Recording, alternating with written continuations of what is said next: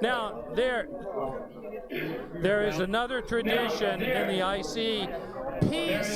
Okay, in the ICPC, we need to make sure that we have taken care of all the necessary hygiene before you go into the contest.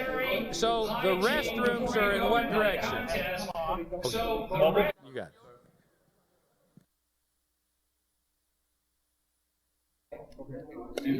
Team number 4. We've seen a few cell phones around, and so hopefully you're not going to take it here. That's a regular one. So please check in. Yes, that kind of watches allowed. Bring your badge up so that it's at least at the bottom of the logo. So it has to come up to, yeah, that's acceptable, but no lower. Yeah, tie it and have it go up there. To add to this, if you need to use the restroom before the contest starts, there are restrooms later, but we'll put it on the board. Is anyone else from the team here? Or, no, you're the only host.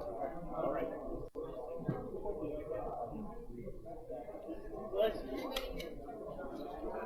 야, 이거는 집에서 나온다.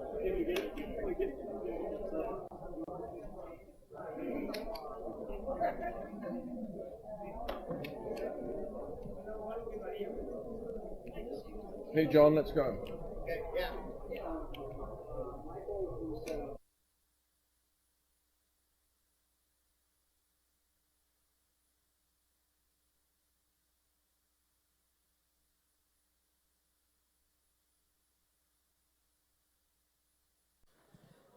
If you have any cell phones, please go over to the check-in station and turn them in. They have a special bag to put them in, and you'll be able to get them after the World Finals.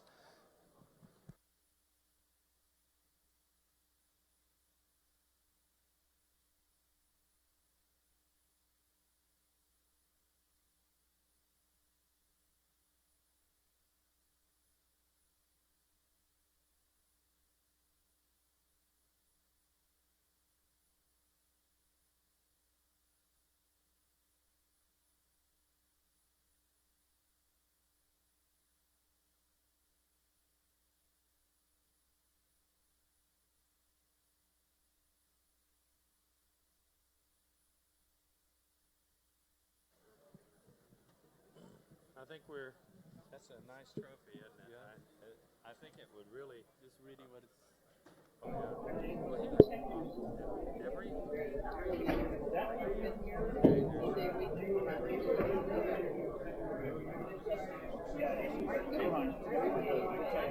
All right, we're going to start the procession now, so Phil. get a copy, and then we make another clone of it. Is Mr. Couch Okay. See if you hear me through the headphones. Yeah, not very loud, but I can hear I you. hear you, yes. Okay. Oh, by the way, you can adjust right, the we're getting ready to volume go. of headphones as you like. Something like that, maybe. All right, would everyone please come line up? Okay, so we have two combine lines, is that correct? No, just one? the sound from the floor with this. All Yes. teams come forward. All teams come forward. It's time for the processional. Okay, let Bill do his. Now, this is strictly a dress rehearsal, not practice. This is the real thing, okay? That is everything that we'll expect of you tomorrow, you will have already done, and because you're seasoned performers, you'll have no problem tomorrow. You'll know what to do, and we're about to go into the contest area. A processional is what it actually is, just like graduation that you'll experience in just a short while. Make sure that your badge is at the right level. Perfect, perfect, perfect. Yours needs to be up an inch. Yours needs to be up 1.5 inches to right here. Okay. See? Make sure your badge is at the right level. If not, they'll pull you out and give you a chance to put it to the right level. The only reason that we ever do anything is for the reason we do it. We want you to be successful. If you have a really good reason for having the badge somewhere else, send me email after the contest. Looks good, looks good. Congratulations, you're the top 1% of some of the toughest competitors on the planet, and it's really great to see you here. I took, as a coach, 4 teams to the World Finals in the first 6 years, and the transformation was amazing. One of my first teams, after they came back, all decided to earn prestige. It changed their aspirations in life. You can go. Okay, so are you ready to go in? Let's go. Let's see those arms. No watches. No watches, no cell phones. Here we have it.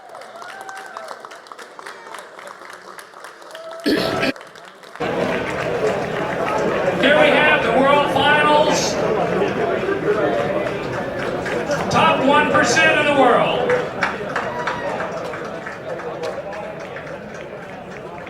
The World Finals, top 1% in the world. 103 teams out of 50,000 of the brightest students in the world competing in regionals, representing over 2,150 universities and 103 states.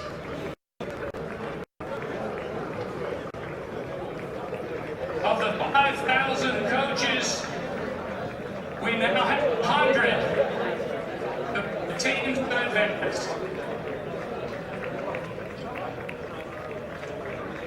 The 41st annual World Finals ACM programming company by ICM at the ACPC here in Rapid City, South.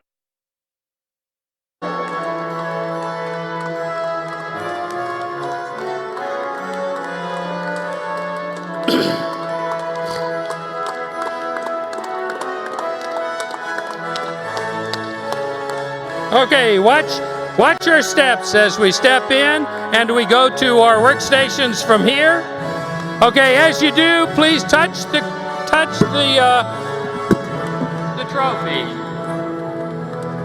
As you go to your workstation, touch the trophy for good luck. All teams, please touch the trophy for luck. Proceed to your workstation. Have a seat. You built and this do trophy. not touch anything. So here's the trophy touch for good luck. If everybody touches this, I'll guarantee that one of the teams will in fact win it.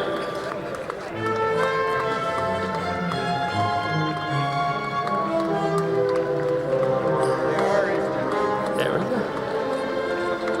Oh, that's okay. Actually, that's a better sample. Teams, please touch the trophy for luck. Proceed to your workstation. Have a seat. Here we go. And do not touch anything.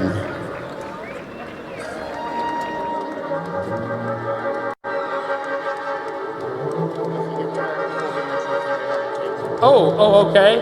Well, yeah, let's bring the table over.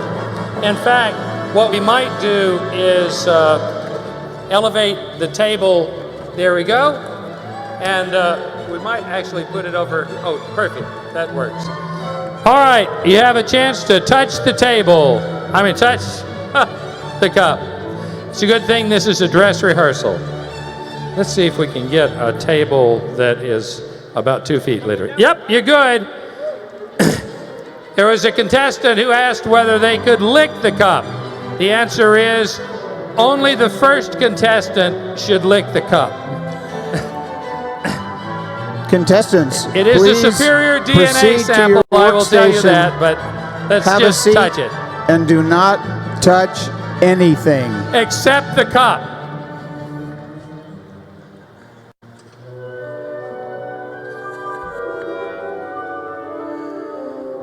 Congratulations to you all.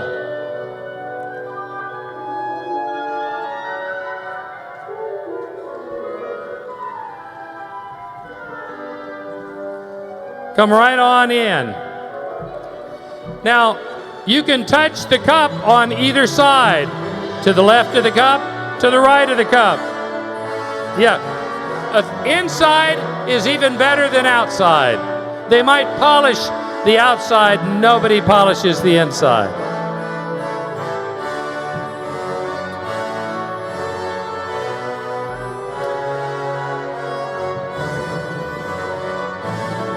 And congratulations, you may wear a sweatband as long as you sweat.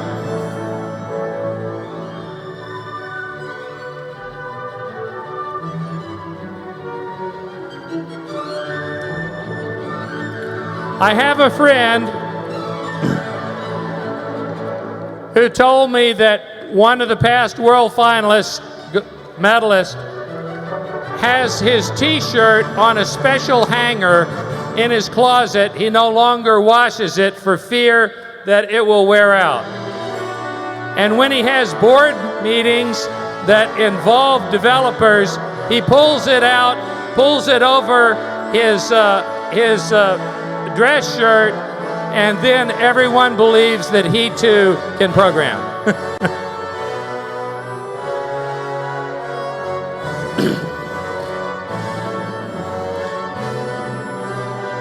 Delighted to have you here.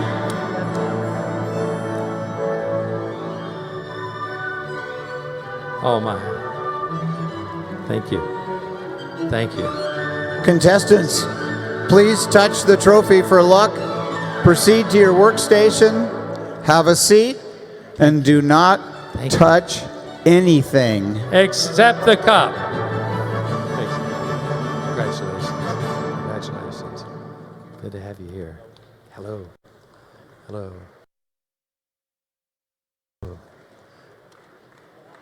Hi. Hello. Congratulations. Super.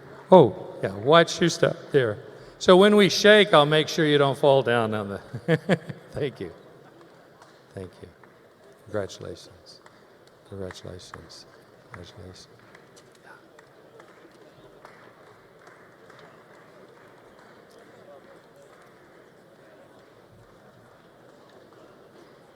Yeah. Thank you. Thank you.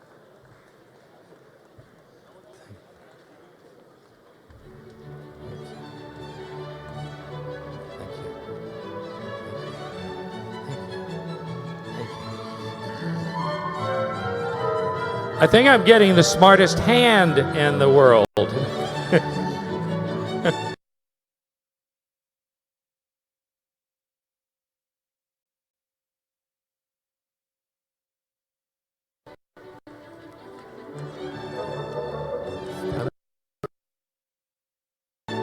Thank you.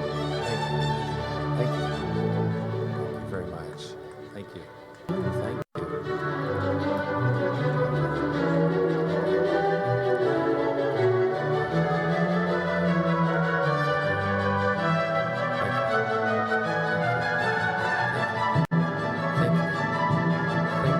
And touch the cup. There we go. Thank you. There we go. Thank you.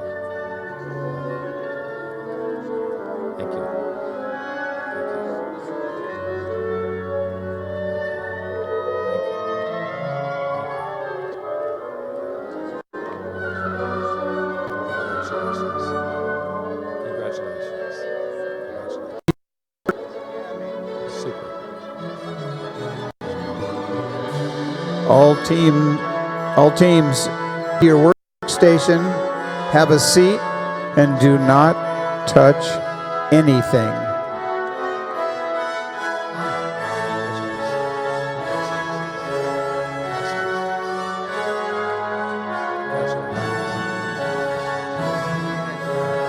If it is your custom to bow or smile or whatever rather than handshake, feel free, and I will match. Congratulations.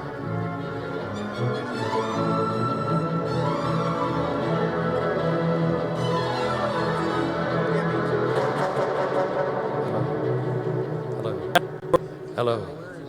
Hello. You just graduated from the regionals.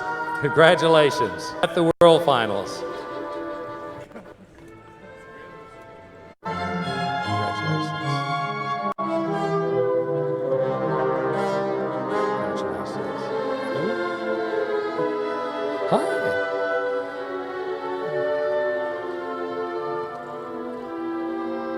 Congratulations. Congratulations. Congratulations. Good morning. Congratulations.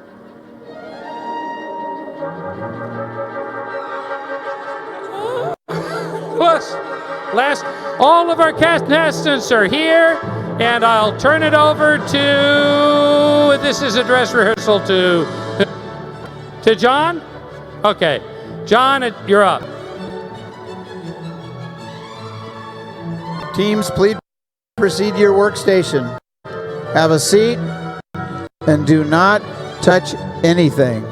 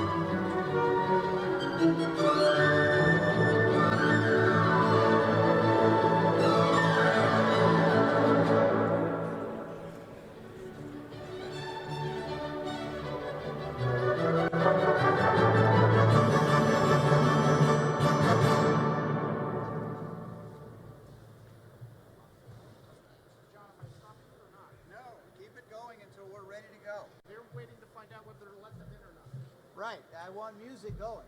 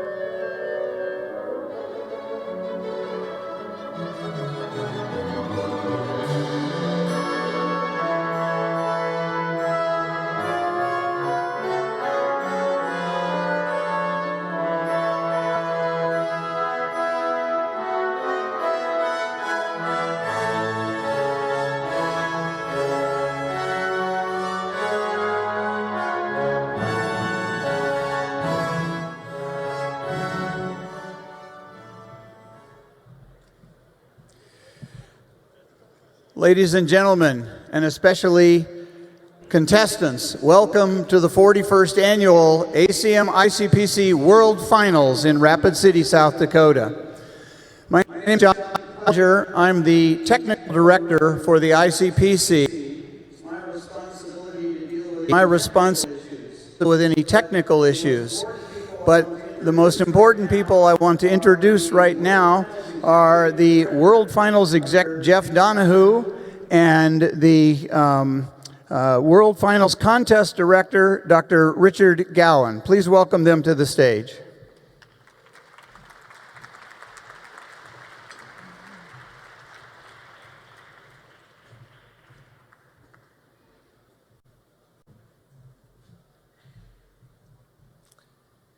Thank you, John. Ladies and gentlemen, thank you so very, very much for doing all that you have done to prepare for this very unusual contest opportunity. We're pleased that you're here in South Dakota. We're pleased that you're now ready to compete.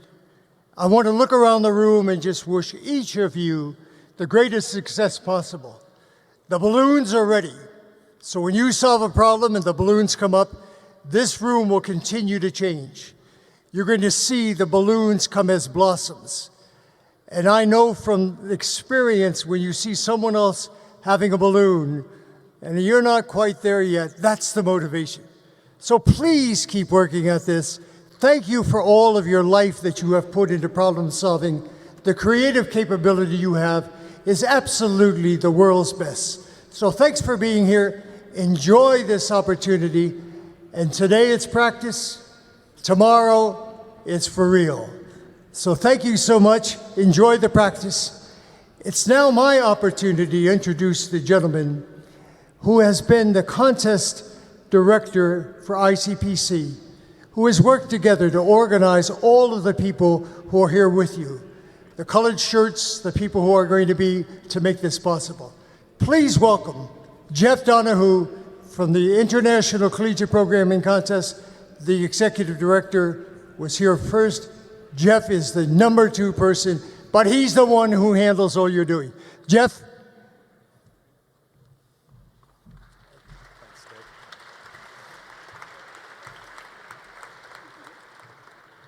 Thank you, Dick, and thank you to all of the wonderful host team. It's really been amazing here in South Dakota with just the wonderful South Dakota hospitality. So how are you guys doing? There you go. All right, let's try that one more time. It was a little slow. You got to wake yourself up. So how are you guys doing? Wow. Okay. No balloons for that. That was not a good woo, but we'll work on that. So tomorrow, this is dress rehearsal. So tomorrow we need a big woo at the beginning. So I am Jeff Donahue. I am the Deputy Executive Director for the ICPC, and I'm really glad that all of you are here. And there are a few cameras that are here that are taking pictures, but I like to get as many pictures of me as I can possibly get. And you can understand why I'd want a lot of pictures of me. I'm very beautiful. So if you will reach into your pocket and take out your cell phone and get a picture of me and post it to social media. Everybody get your cell phones out. Cell phones out. Anybody? Nobody's going to take? All right, I guess. All right, if you have a cell phone, this is your time. Okay, take it out of your pocket. Hold it above your head, just like this, and one of the marshals will come get it from you. We'll give it back to you at the end of the dress rehearsal. But we need to know here and now. I know we all feel like our cell phones are just part of us, right? It's part of your hand. It's hard to get rid of. Anybody have a cell phone? Any other electronics? Thank you, Isaac. Cameras? All right. Great job. So a couple of things. As I just said, no electronic devices. So this is cameras. And they still have this on the list. CD players. Anybody own a CD player? Anybody?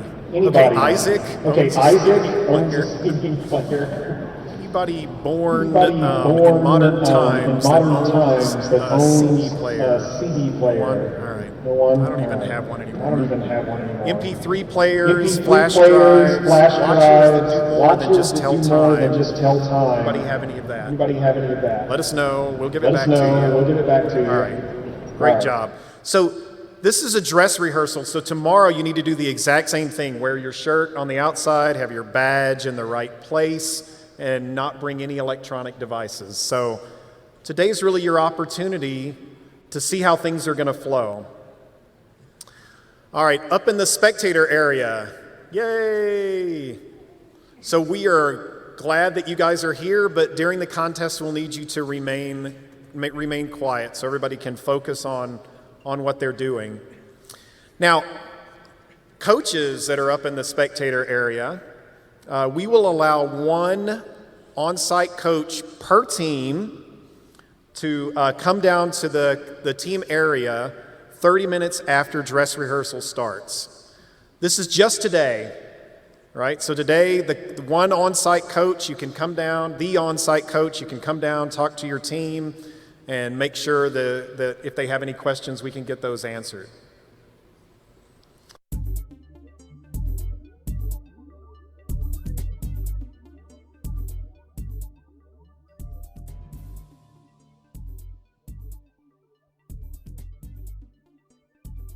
Northwestern people are usually called wildcats, and we are more wild, so we're the wildcats. We have the Rocky Bee, which I think is the same name as the mountain goat they have this year, the Rocky the Mountain Goat. So I think it's a good luck sign that it's the same exact name, Rocky the Mountain Goat, Rocky the Bee. They could be like best friends. Pikachu, mascot Pikachu. Ginga com tapioca. Why is that your team name? Because it's a local thing. Red Queen. Red Queen? Yeah. Why? Because, you know, in Alice Wonderland, Red Queen is a character that you keep running, and so she doesn't feel back. And we think our team is keep training, and we don't feel back.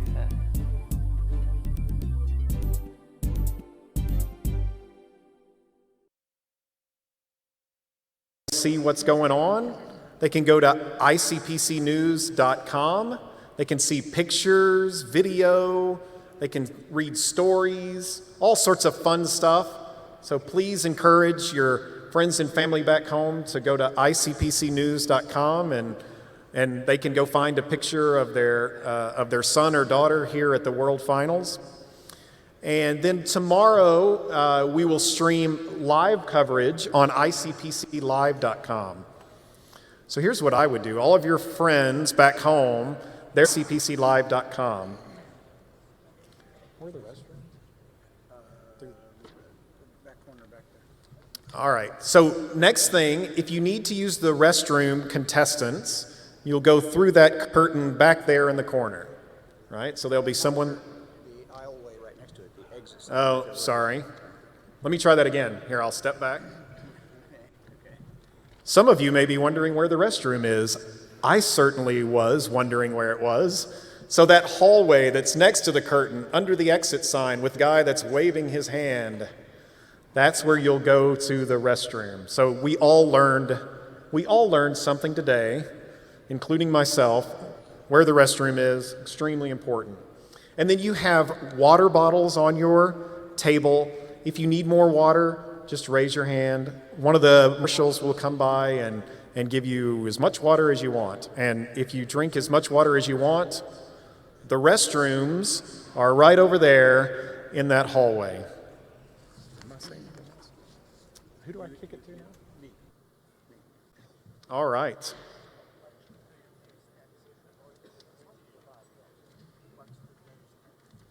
Yeah, and when you're walking around the team area, just make sure you're watching for cables and steps. I know you're really focused on solving problems, but when you're walking around, make sure you're looking around and don't trip over anything. All right, without further ado, I would like to introduce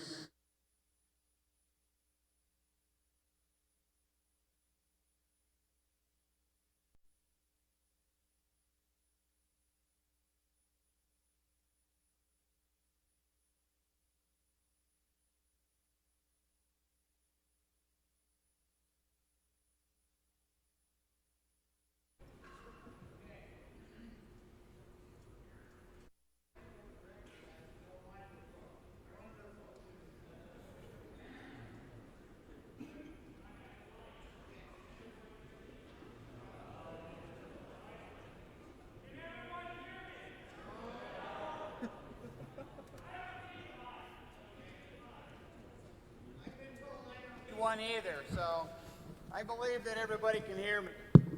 So, does this work? Oh, this one works. How about that? Okay, getting very close to the start of the dress rehearsal contest. A couple of final notes. During the dress rehearsal, make sure that you review the technical notes and the judging notes that are in the packet that you will be given permission to touch. At the moment, do not touch anything. During the practice contest, you should work on solving at least one of the problems that is in there. This is not a contest where we're trying to score to see who can solve the most problems. All of the problems will have been things that some people have seen before. But you need to solve a problem and make sure that you understand all the procedures so you don't have questions tomorrow. One of the things you should do is try printing. Follow the instructions in your technical notes for printing and make sure that you receive your printout. A runner will bring your printout to you. If you have any questions that you would like answered, you must submit them using the contest control system, the CATUS system, clarification request mechanism. We will have an answer to questions session during lunch, and we will answer all of the questions which are submitted during the dress rehearsal if they're submitted using the CATUS system. During the contest, both today and tomorrow, you may move the monitor, keyboard, and mouse on your workstation if you prefer a different orientation. However, anything you do that causes a problem will be your problem. We will come and try to help solve it, but if you move it and you break something, it becomes your problem. One thing you may not do is you may not unplug any device. You may not remove any plugs at all. You also may not block or otherwise disable.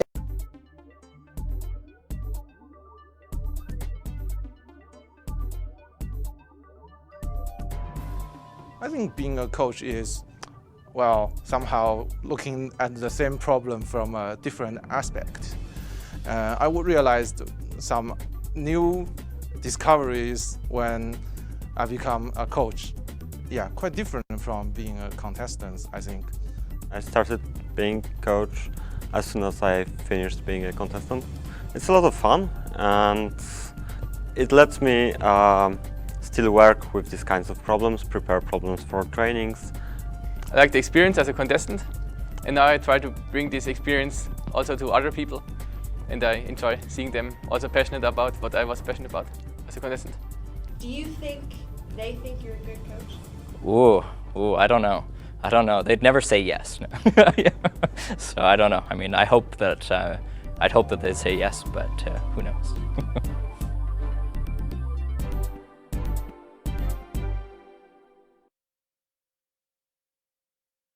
There will be colored balloons for each problem. In today's contest, we'll just be using an array of the 3 ICPC colors. Tomorrow, there will be a different colored balloon for every contest.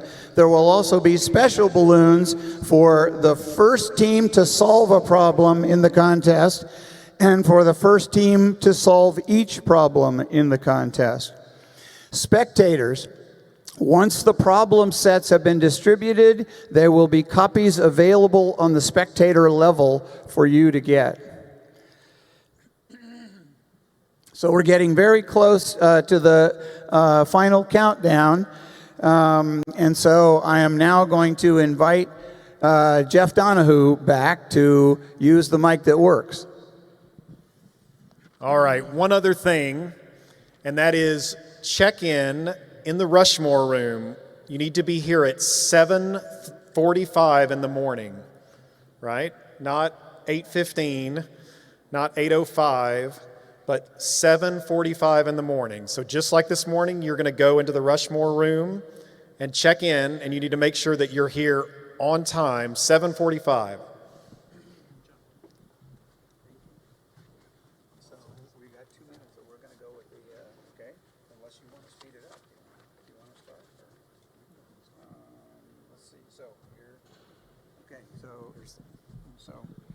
So we're all ready to go. Let's see. The contest director certifies that we're ready to go. The executive director, deputy executive director certifies we're ready to go. Are we ready to go? Okay. Okay, apparently not. Try this again. Are we ready to go? Okay. All right. Okay. So we're ready to go. All right. So we've got a little more than a minute. We'll count down to the start of the contest. And when the balloons go up, that is your signal that you may at that time touch anything on your table. But not yet.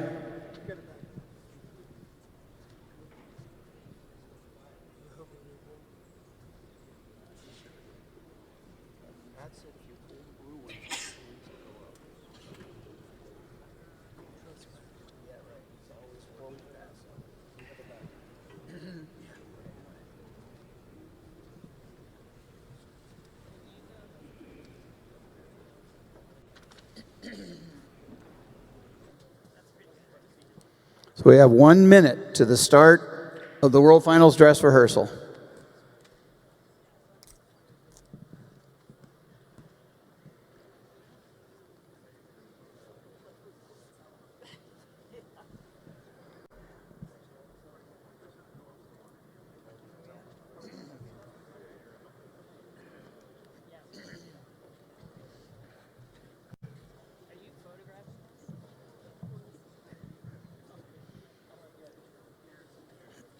Down there.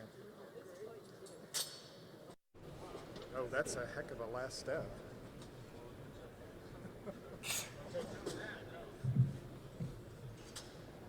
Spectators and teams, let's have a countdown to the start. Here we go. 10, 9, 8, 7, 6, 5, 4, 3, 2, 1. Liftoff. The contest has begun. Okay, so the contest, the dress rehearsal had begun, and we will start our commentary now. Today and tomorrow for you will be working Igor Kulikov and Fredrik Heinz. Hi, Fredrik. Hi. It's a great pleasure to be here again. It's always exciting to see the contestants come into the floor and take their seats, and of course you have all the jargon going on, but don't touch anything, and making sure that everyone feel a bit relaxed and ready to get started. So we had a couple of questions about what is dress rehearsal. So the main reason for dress rehearsal is not actually for the teams to get like familiar with this test system or something, but mainly for all the systems to test how it will be going during the live contest, because for World Final participants there would be additional open practice in the afternoon. Which is a new thing. So I don't think so. I think it was so for some years. Okay, I've been too busy preparing for the contest. I missed that there were actually an open practice session. For both this session and the practice session, there would be problems from old World Finals. Not very old, but not that old.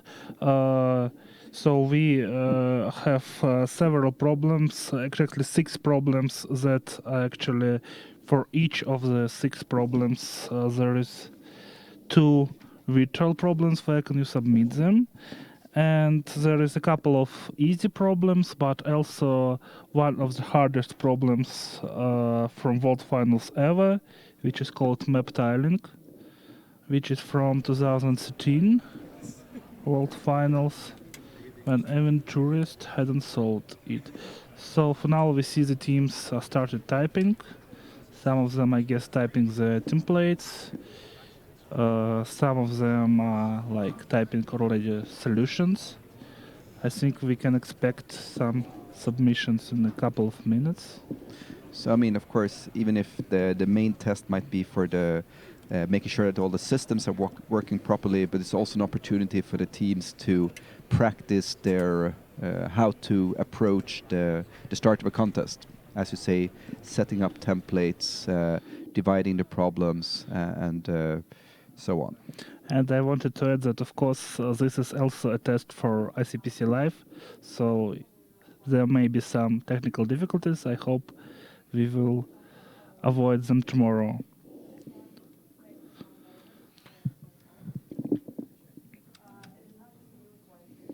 So if you have any questions, you're welcome to ask them in YouTube or Twitch chats.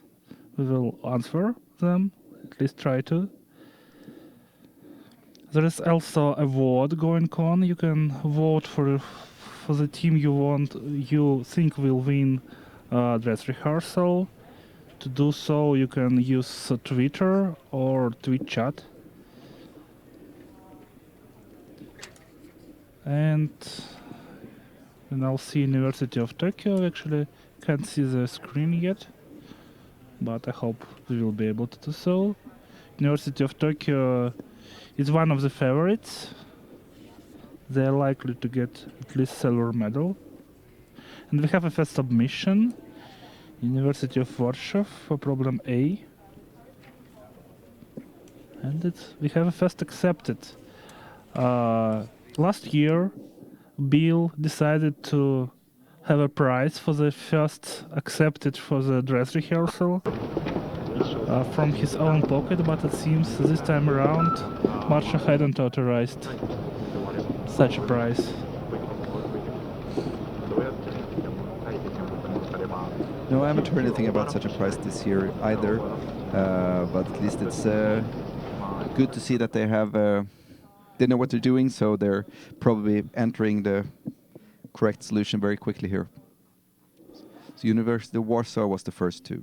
And we have actually the first incorrect submission as well from Fudan University.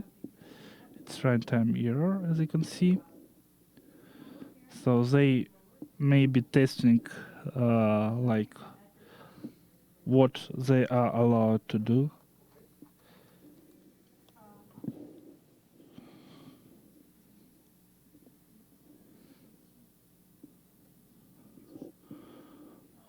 Let's see.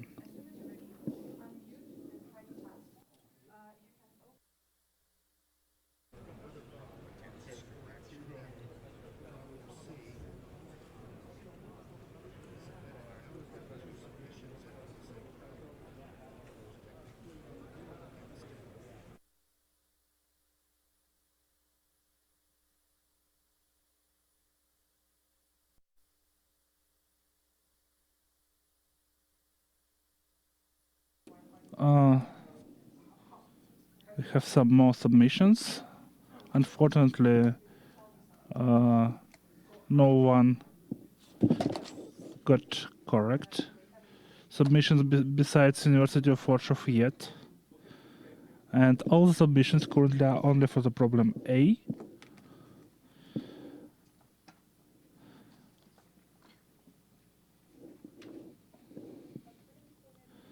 We are now almost 7 minutes into the contest.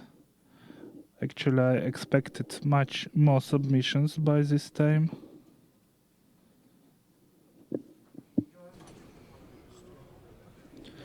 I have a question whether dress rehearsal problem set is published. I don't really know, but I can tell you that this is the problems from several last World Finals. And the problems are sealing function, cutting cheese, keyboarding, which is from the last World Finals, I think, map tiles from 2013, sensor network, and weather report, which is I also think from the last World Finals. Now we have second accepted for another problem, problem E, sensor network, from Peking University, which are host of the next World Finals.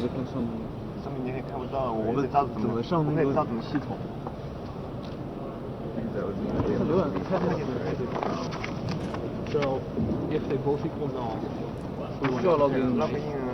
为什么还要 log in 呢？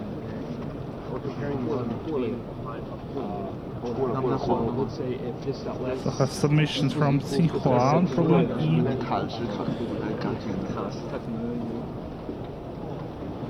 You see that Peking University also got submission, correct submission on problem K.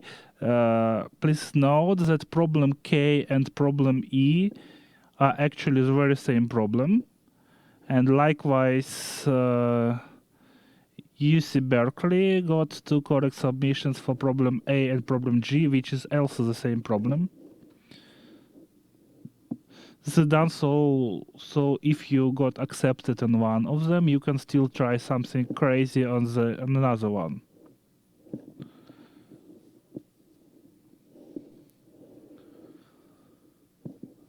This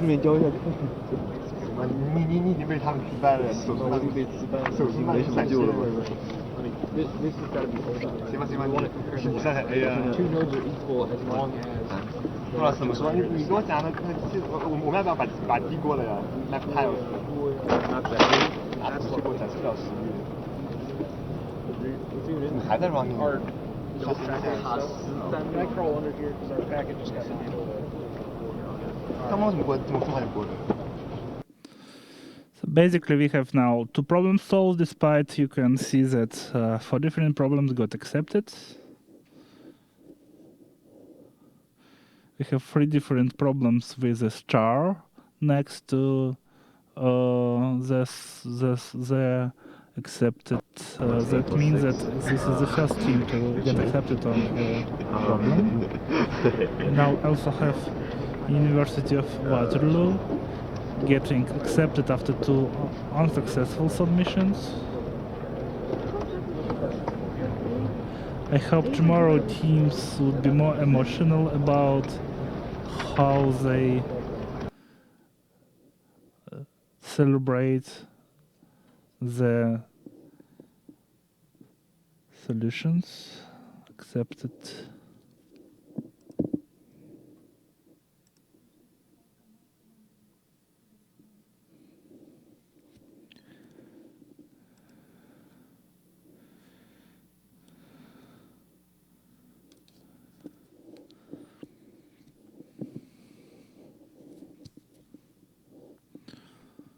So now we have a lot of, not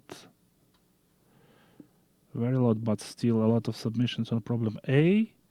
Teams that solved problem A also sent submissions on problem G, just to get like 2 problems solved.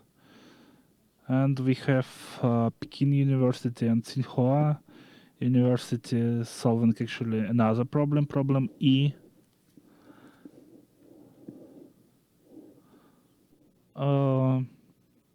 Interesting that 2 Chinese teams decided to do that. Tsinghua University is thought to be one of the favorites of these World Finals.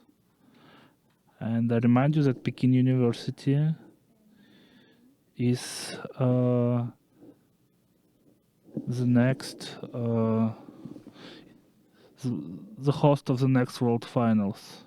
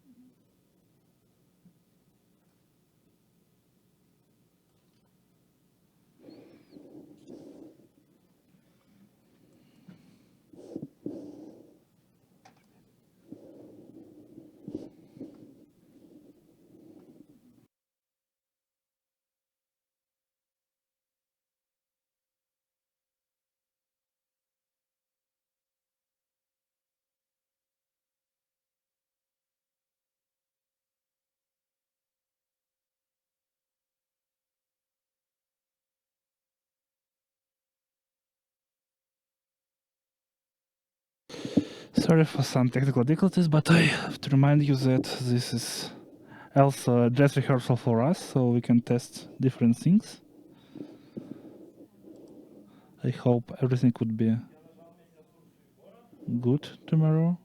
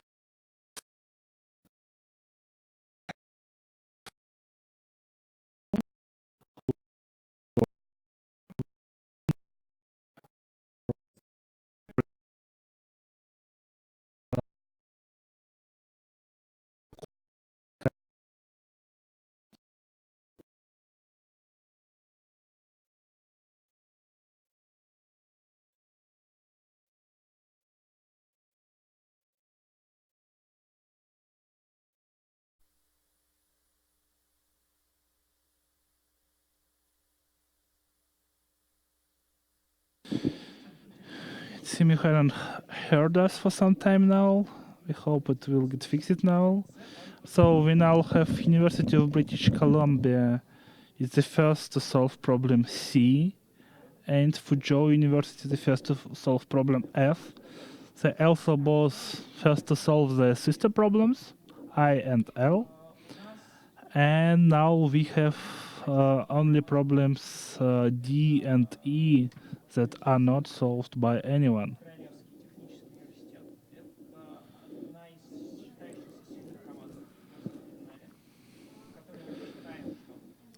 So Kitty H also got problem C correctly. Yeah, there were just one test case that they failed, so they quickly found that bug and fixed it.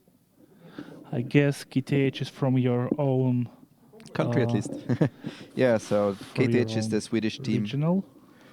So they were in the World Finals 2 years ago, and I think they ended up around 29th place or something like that. But then they thought that we want to become the best, so they actually took 1 year where they didn't even try to get to the World Finals, but practicing a full year, and now they're back. So I think they could be a strong team. I believe at least two of them. One of them won the second round of Google Code Jam that was shortly before the World Finals. The another one won third round of Google Code Jam last year, so I think they are quite strong. Yeah, and they also participated in this Moscow training camp, and I think they came first or second there as well. So they've been doing it very well, and I believe all of them are IOI gold medalists from earlier.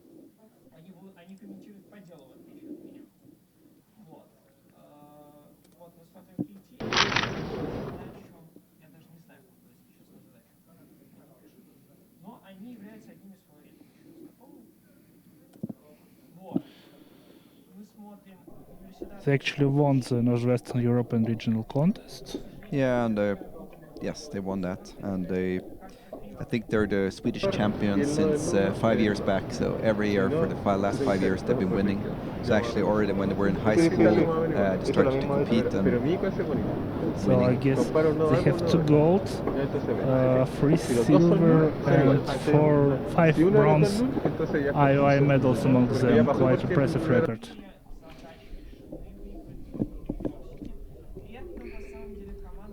So yeah, it seems to me that I mean they're a candidate for the top 10 teams.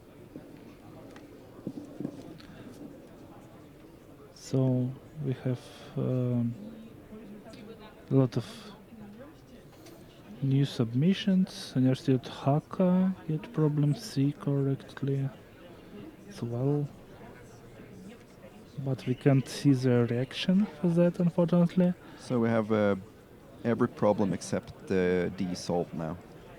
Oh, we have problem F solved? I missed it. Yes, Fuzhou University. Oh, yes.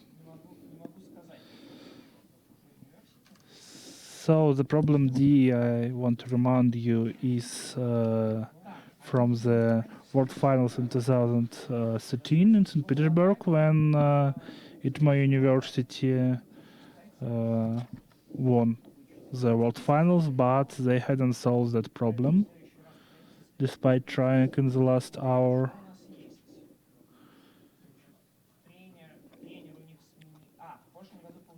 So we only have problems D and J as not solved, but it is the very same problem. Now almost more than half of the teams had solved something by now, mostly problem A, though there is some exceptions to that rule. Yeah, Seoul National University only solved problem B, for example. And Massachusetts Institute of Technology only solved problem F, which is supposedly one of the harder problems. And Ural only solved problem E. You can see the standings now. I think last year Moscow State University won the dress rehearsal, but then they hadn't got a medal. Is there any superstition about winning I don't think so. this rehearsal? Because I think ITMO still hadn't solved any problem at all. It seems to me that, I mean, some teams take this dress rehearsal very differently. Some just, they just want to test the system and verify their procedures and so on, while others actually see it, let's practice competing for real and go in for it much more seriously. So it's not, I don't think it indicates anything, actually. Of course. So we have 3 teams in the lead in the poll who is going to win the dress rehearsal. It's Belarusian State University of Radio Electronics, ITMO, and Moscow Fistech. Interesting. Actually, Moscow Fistech has one of the more interesting teams. They have Twitter, which is quite entertaining to read sometimes, but it is in Russian, so let's see if there's some questions. 好，我现在这样切了一刀，然后我这里有个 Seems H， like 对吧？ our 我 sound 这个 H 就是你 is 的，working, which is 就 good. 是 That's always nice. 你的 H 是这个是吧？ But it also means that we actually have to care about what we say. Not just bro. 看看是这个东西是吧？想想啊，我昨天推出来是啥？我来 So we now 大 have 力回忆 3 teams 一下。 solving 6 problems each. That means they solve 3 而且还推错了。 separate problems. Peking University, University of British Columbia, and KTH. So I would guess that the first team to solve all 10 problems will likely win. It's very likely. Unless someone has a printout of a solution for problem D with them. Yeah. I mean, they might have heard, probably have heard about the problem and might have some ideas, but still, it's a big difference compared to that and actually being able to implement it correctly. So we have 133 teams this year in World Finals, and we have about 20 new teams that never lost to World Finals, including Yerevan State University, for example. So I think the teams that hadn't been to World Finals yet are more interesting to for people to notice their names, so they are more likely to do something crazy in dress rehearsal. You can see now the scoreboards for different regions. There are 6, I believe, regions in ICPC, and winner for each region receive a special plaque. So the easiest way to win this plaque is to be from South Pacific, because there is only 2 teams. If I don't misremember, they actually did quite well last year. Well, if you look at University of New South Wales, I think they have 6 IOI medals between them. 3 gold, 2 silver, and 1 bronze. So I think it's actually quite a strong team. They may be contenders for the medals, but they hadn't solved anything in dress rehearsal yet. One of participants of the team, Mohamed Huda, actually participated in Yandex Algorithm finals last year.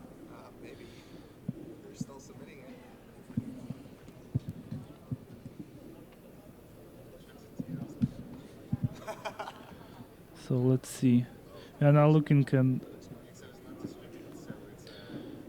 ETH Zurich team from Switzerland. I think they won Southwestern. Yes. regional contest this year.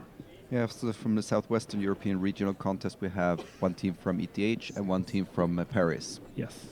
So I think it was a long time since we had a French team participating in the World Finals. I think usually it's like Swiss team and Spanish team, something like that. But this year we have French one, yes. We also have a correct submission on problem A from Ural Federal University. It's interesting that coach for Ural Federal University, Mikhail Rubinchik, is also coach for Tomsk University.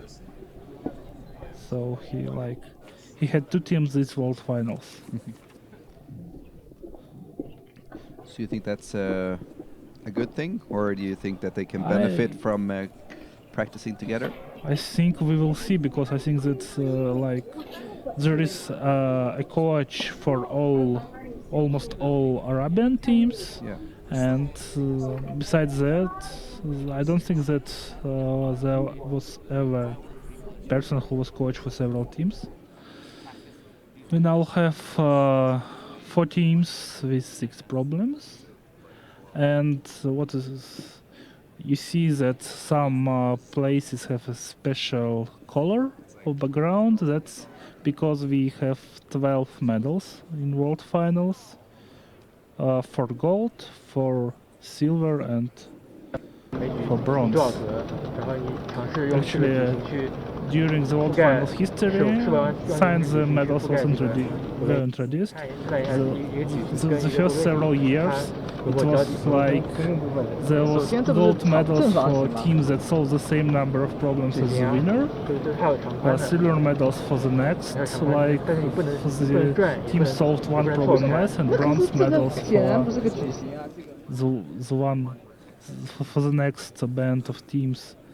But I think there was like 20 or something like that bronze medals one year, and they decided to switch to awarding medals by places. 我还是觉得你们给我说了假的东西，不是？你看这读数是怎么样？12、99是什么？12是什么？ of Peking University is currently to see that they're working and they're discussing very intensely. So I mean, here you see a technique where they actually collaborate. It seems like the whole team is collaborating on a single problem, rather than dividing the problems among themselves.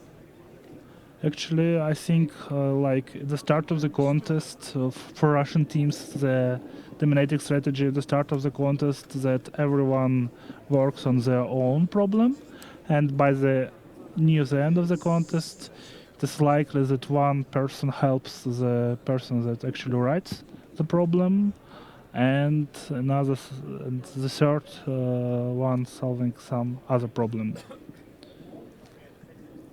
Yeah, it's a good strategy to kind of try to work on at least 2 problems in parallel. The Constituting Ho and Rao is now working on problem F. KTH is working on problem B. Yeah, and I had an incorrect submission there as well. They're now testing it. Let's see if they are going to send it again. We have Shanghai Jiao Tong University. And KTH is submitting on H now. Let's see if it's correct. Jiao Tong University submitted some problem and now working on another one. Fuzhou University in 6th place. At this time, we allow one coach from each team to join their team on the floor. In order to do that, coaches, you need to go down. As you can hear now, coaches can join their teams. You will be allowed to bring cameras onto the floor today, but please do not bring excessive luggage. If you have a whole bunch of luggage that you're carrying for your team, there will be marshals at the entrance who will check that luggage for you. You can't bring a lot of stuff onto the floor. So we have one coach from each team may join their team on the contest floor now. And we actually also have a submission for Python 3. So it's the University of Warsaw who submitted problem D in Python 3. Unfortunately, it was a wrong answer. So At least it wasn't time limit exceeded. No.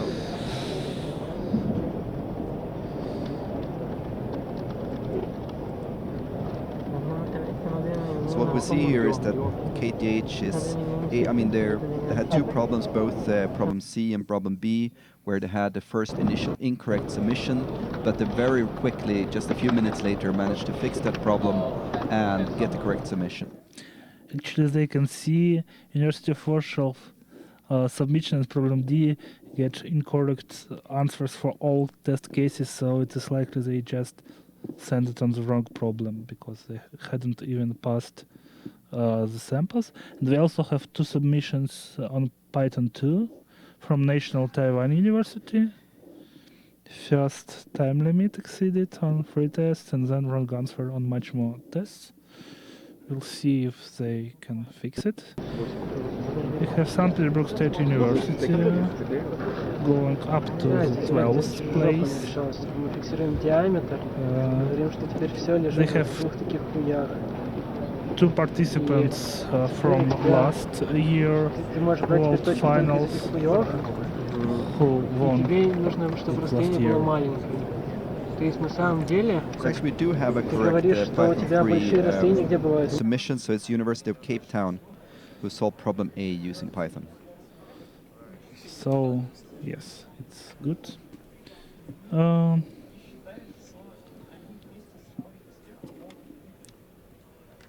Let's see. I think actually like some of the top teams just don't want to submit in Python because they don't, while it can save them some time at the start of the contest, they don't want to like spend time in learning new language because like you have not that much time to train. Exactly, and I mean if it happens that you misjudge and it actually is time limit issue, you need to re-implement it in a different language. Yes. So why not use a better language to start with, or a faster language to start with?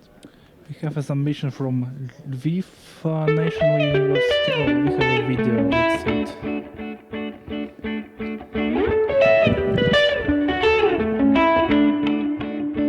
Well, first of all, my first role is as North American Super Regional Co-Director. Well, oh, and for this year's contest, well, ECP is, of course, the host that's putting on all of the contest activities, and I'm a member of the board, and I've had a couple of jobs that I've taken care of. I took care of the gift bags, which was really an adventure, and helped Karen Whitehead with the printed goods, and I've been sort of the liaison with the School of Mines, and so a lot of the school's involvement that you see here, it was my job to go out and get some of those things. I've been a coach for 25 years at least, and we took our first team to the World Finals in 1998 in Atlanta, and that was really the start of when our program got serious. After going to the World Finals, you want more. And so we came back and we sort of revamped our training program, and then it took a couple of years, but we went back to San Antonio in 2004, I think it was, and then we went back to Prague in 2006, and then we didn't qualify again until Egypt, which I think was 2010, and ended up in Orlando, but I will always think of it as the Egypt contest. And then we qualified again in 2013 for St. Petersburg, and our team qualified last year for Phuket and qualified this year by really doing well in the regionals to come to our home contest. And I want to tell you that that was the scariest 8 weeks of my life, because it would be so embarrassing if our team hadn't qualified for our World Finals. But they did a brilliant job at the regionals, and so we're very proud of them. It was actually when we were in San Antonio, and we thought San Antonio, that was a lovely contest, and everything about it was just beautiful. And I said I believe it was to Bob Roggio, I said, this is beautiful and I love this Southwest culture. Has it ever been held in the heartland? Has the contest ever been held in some place like, oh, I don't know, Rapid City? And he said, no, I don't think so. And I started asking around and talking to people, and pretty much every chance I got after that, I would talk to people about the potential of Rapid City as a place to host the World Finals.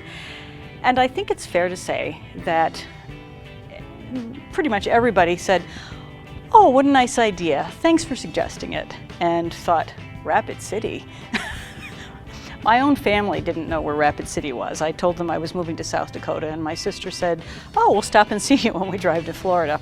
Most people don't know where South Dakota is, and most people have never heard of Rapid City. But what they have heard of is Mount Rushmore. And that's really been, I think, the way that we've been able to get people to think seriously about coming to Rapid City, because we had Mount Rushmore. Well, I hope they go home saying that, first of all, it was a very well-run contest, because that's the bottom line, is that we provide the best contest possible. I hope they go home and say that Rapid City was such a friendly place, that everybody was nice and bent over backwards to help them out if they had any problems. And I hope they go back realizing that there's more to America than the East Coast and the West Coast. When I travel, people say, they say, "Where are you from?" And I say, "The United States." And they say, "Oh, are you from New York or Los Angeles?" And there's a whole lot of wonderful between those two places. Not that they aren't great, but there's a whole lot of wonderful in the middle, and I hope they will take that back and see a slightly different slice of America. Not a very heavily populated slice of America, but just a slightly different culture than you see on the coasts.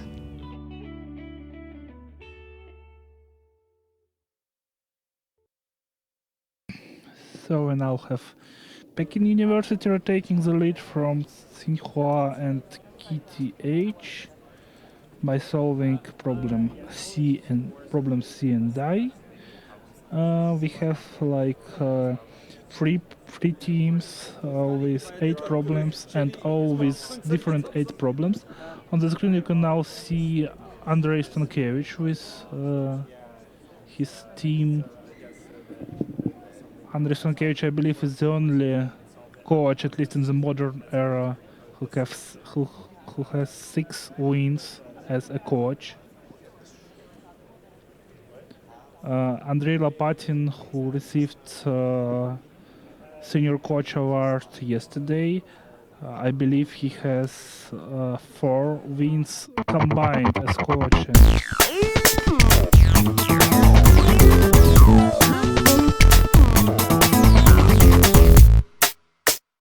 JetBrains is a company full of developers that creates tools for developers, and it feels its users, and it just knows what they want and what they need, and it delivers it as best as it can.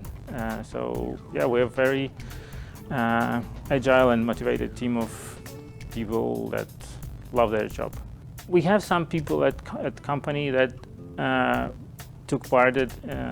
They were competing in ICPC. I know some people that are still young and still in the universities and do it right now.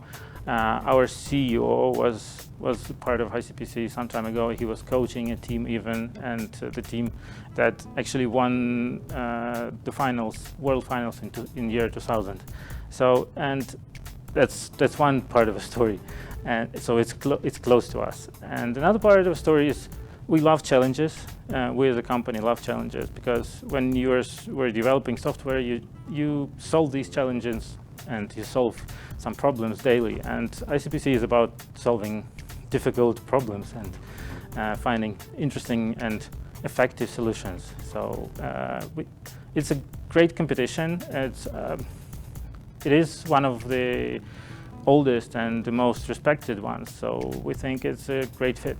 It's interesting. Personally, it's my first dive into ICPC world, and I had the chance to talk to some teams a little bit today.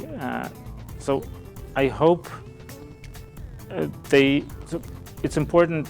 They are teams. It's important for them to work as a team, and I know they've been training a lot, and they passed lots of steps to get here to the World Finals. But I still think working as a team is the most important thing in a competition like this.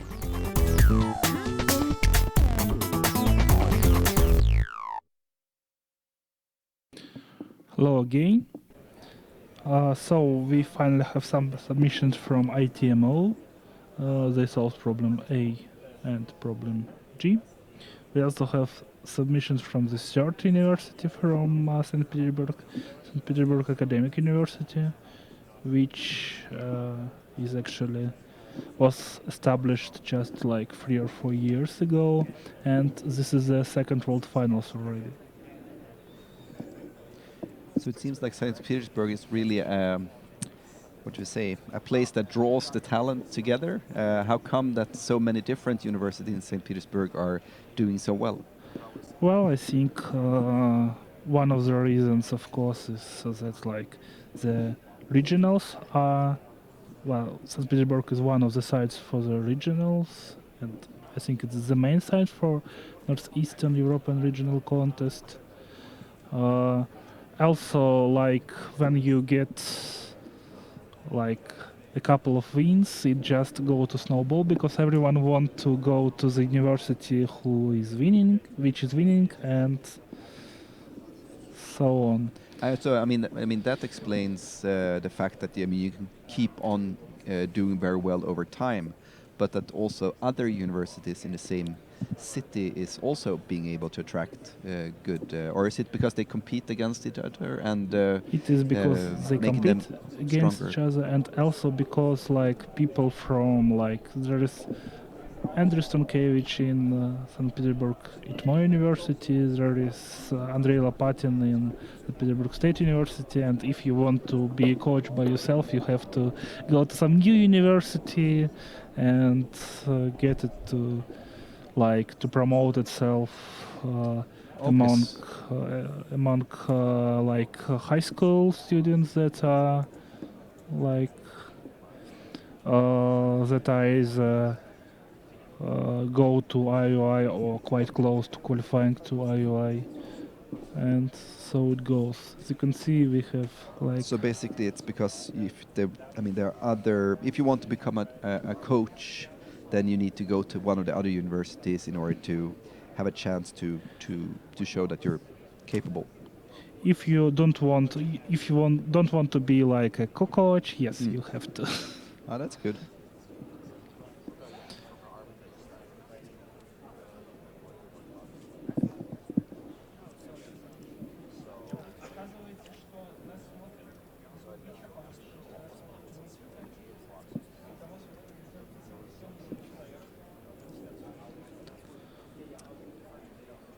So St. Petersburg State University solved problem C.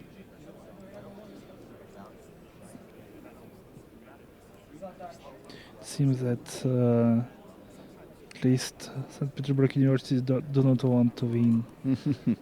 That's rehearsal this year. 10. Yeah. Yes, we have also University of British Columbia joined the group with 8 solved problems. The third place. Yeah, so that's a Canadian team. Otherwise, usually it's the University of Waterloo. That's the top Canadian team. I believe University of Waterloo still holds the record of most world finals during the modern era, during the international era. They just missed 1 world finals.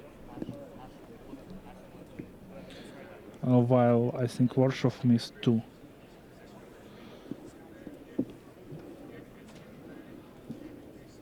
So now we have like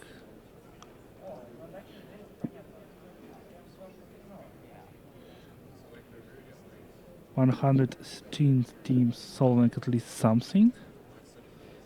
So only 20 teams hadn't solved anything, considering there is some teams that weren't able to attend the World Finals because of visa problems.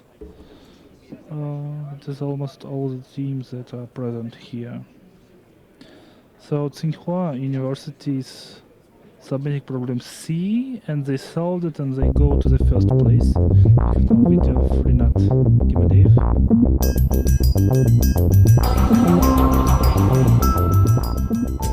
I am senior quantitative researcher in AIMTech. It's a private high-frequency trading fund. We are trading on several worldwide exchanges. We write some software to be the fastest people in the world. And we create some cool strategies to trade on these exchanges. I was 2 times on World Finals as a contestant. First time was in Orlando, and the second time was in Warsaw. When I was in Orlando, it was my first trip in USA, and it was fantastic.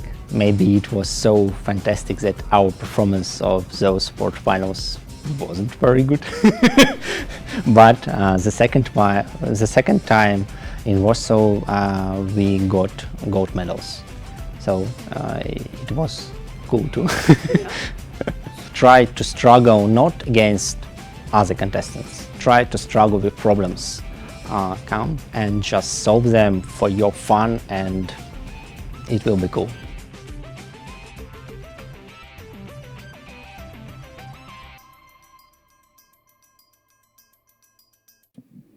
So we now have Tsinghua University in the lead, while Peking University can still overtake them if they will solve problem B shortly. Now we have a lot of submissions from the very same university just to test the system, it seems. It is from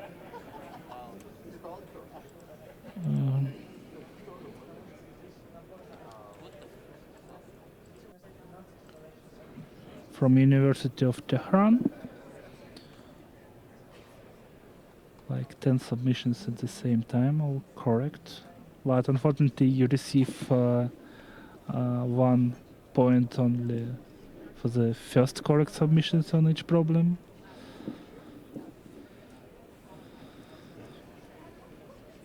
So Tsinghua University, who is in the lead, is also, of course, one of the very strong teams in this contest, and this is another university with a strong history of participating in the World Finals, even though they haven't won. So the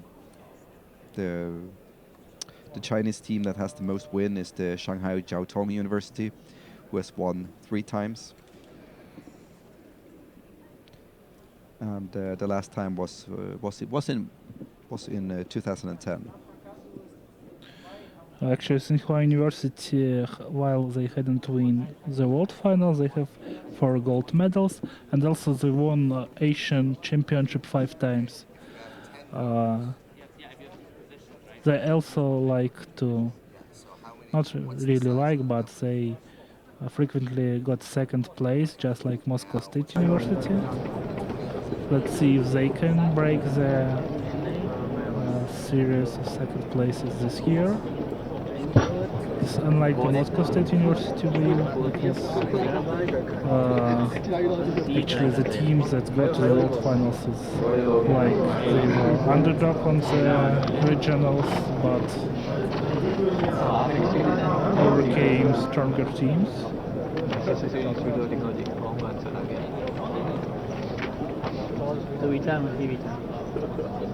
Joe getting to the 11th place.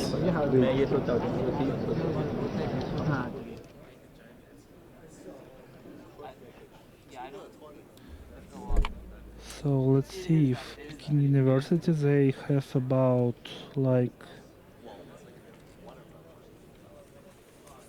they have about 10 minutes, I think, to solve problem B and also correctly from the first try, and then also send the solution for problem H to overcome Tsinghua.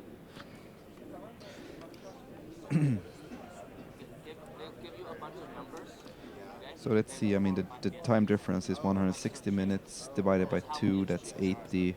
So 1 hour and 20. So 1 hour 20 is more likely. Yeah, so they have about 20 minutes. A little bit less, yes. And if they have incorrect untap, they have like no chance. No chance. Yes. Oh well, they can have an incorrect on one of them. Yes. So actually, it might work. Chance, but but still it would be better to just solve B correctly from the first attempt. We have some attempts from University of Warsaw on the problem D. It seems they don't want to solve easier problems for now and want to solve problem D. We've also submission from Lviv National University on problem D that is getting time limit. University of Tokyo solving both problems B and I on screen. They actually solved I and now working on B. So University of Tokyo is another one of these teams that they have had strong teams several times, but no wins so far. They got the gold medal in 2015. So we have Chulalongkorn University trying to solve problem A. Last year we remember the surprising first accepted on the actual World Finals that got them $1,500 for prize. On the actual World Finals you will receive $1,500 if you have the first accepted submissions among all submissions, and then I believe $1,050 for if you solve the problem, some particular have first accepted submission on some particular problem.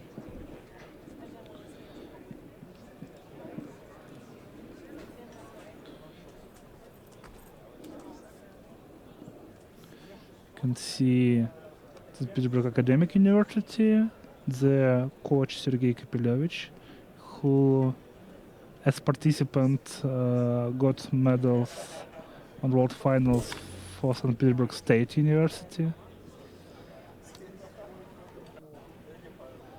And KTH has an incorrect submission on problem E. It's actually time limit exceeded. But anyway, they can't overtake Tsinghua because they would have worse time anyway. Yeah. So actually both Tsinghua and Peking University solved problem E after 6 and 7 minutes. So probably they have used that as a practice problem before and knew what the solution were and could very rapidly implement it. So we'll see what KTH can do here. Problem E is the one about sensor network. Yes.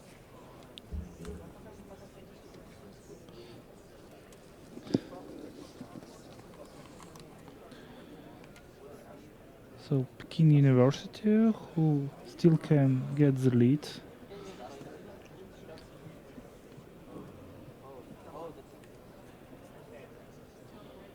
You can see the participants have decent top coder and codeforce ratings, stuff like that. I don't think that now there is world finalist with, no, not world finalist, but in the top teams almost everyone has participated at least in codeforces. It is now the place to go if you want to train, to improve your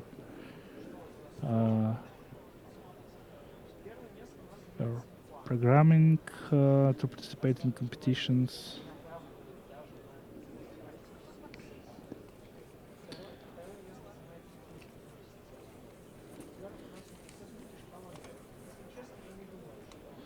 We have also Shanghai Jiaotong University with 8 problems. So among top 5 we now have 3 Chinese universities. And we have University de La Habana in the 6th place. It is good that they were able to attend. Yes, I think there was another Cuban team that had a problem. So I mean, this year we now will have a volunteer video. Let's see it.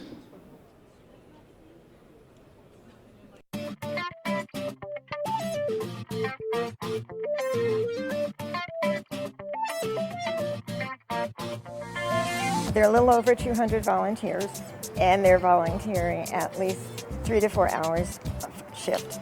I think Rapid was a really good place to choose for this competition just because, first off, everybody here to work with has been excellent. They're fun, they obviously want to help, they obviously are excited about it. Everybody's just jumping in and saying, let's get it done. And my understanding is most of the tasks have been getting done ahead of schedule. So, and I have them in there just stuffing bags and getting things organized, and they don't want to go home. I don't think they anticipated so many volunteers and everybody working so well.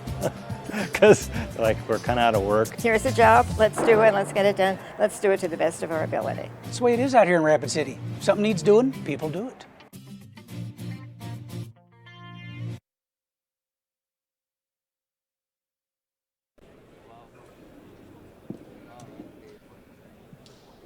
So we see that Peking University now solved problem B, and now they solve problem H, and we have a new leader. Yes, and likely that leader will win the contest because problem D is hard to implement in the remaining time.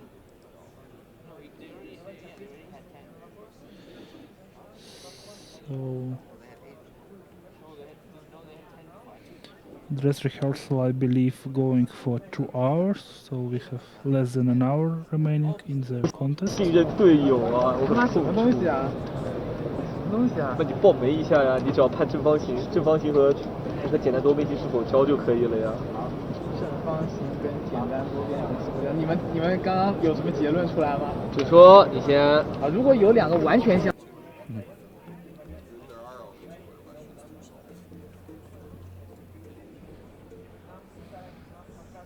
We also have Zagreb University with 8 now, I believe.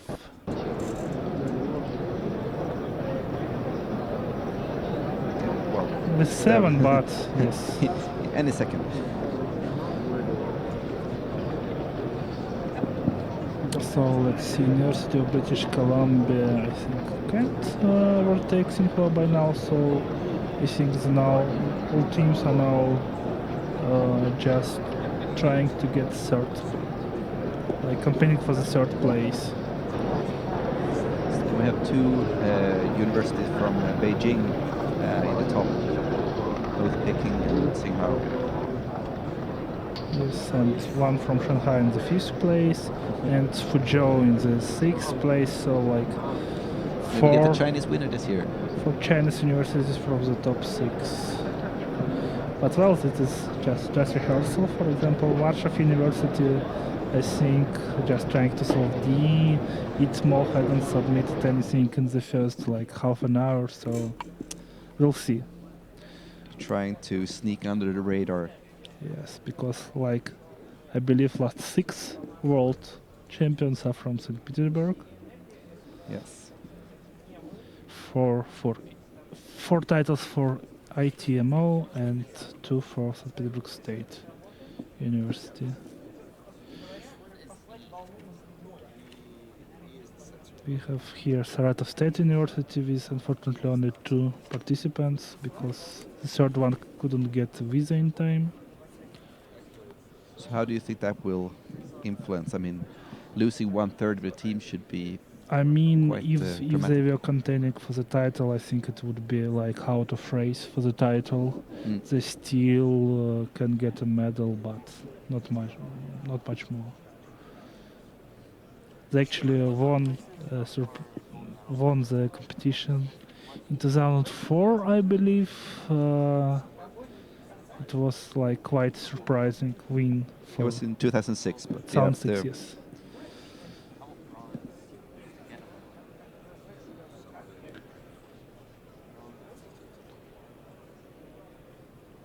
We have KTH solving Finally problems solved. E and K, yes, and going to the 3rd place.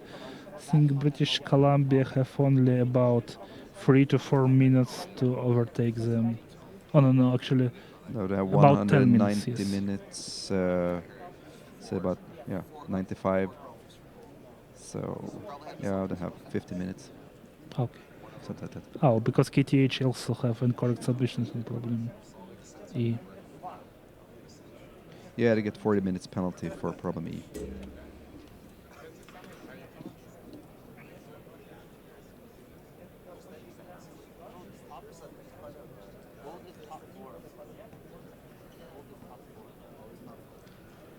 But of course, as we mentioned, I mean, just because this is the way they place in the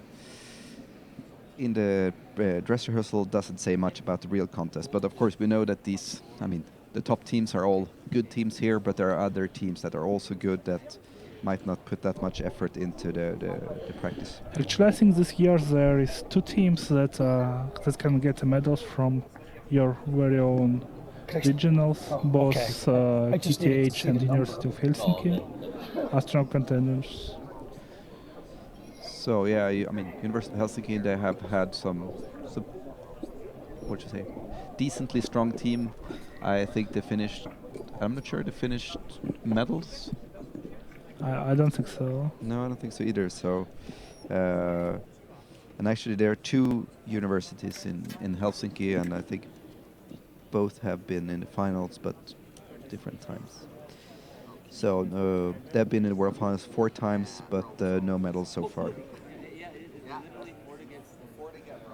have here Northbrook State University with 12 participations and 1 silver medal.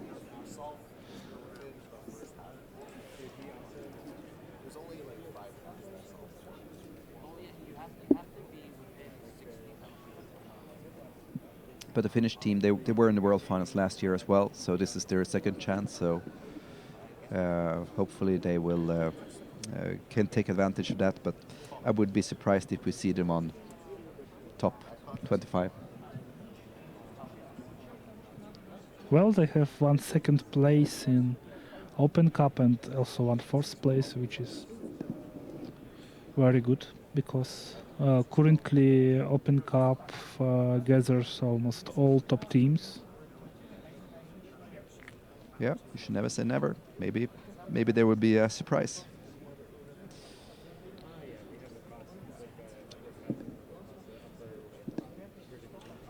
We see that MIT solves problem B. So that's of course also an interesting question for tomorrow. How will the American teams do? I guess we can discuss that after we've seen the interview here with Jan Pushinsky.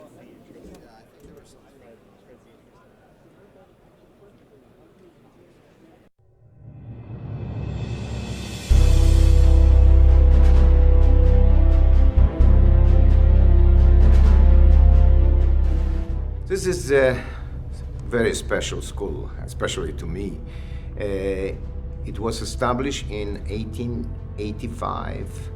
At the present, we offer 16 BS, Bachelor of Science degrees, 14 Master of Science degrees, and 9 PhD degrees. The university is focusing strongly on undergraduate education, and it was the tradition, but we are growing enormously our research. We have number of the national and state centers focusing on the different topics of science and technology. And I hope that they will discuss different topics and make the friendship among themselves, exchange the emails that this participant for 70 countries, that's the opportunity for them to make a lot of friends. I will tell them one thing: compete as hard, fight for the team, for the university, for the country, but at the same time I will repeat, make friends, talk to as many as possible, and enjoy our surroundings. And we are welcoming here as with open hearts, and we hope that you will remember Rapid City for the rest of your life.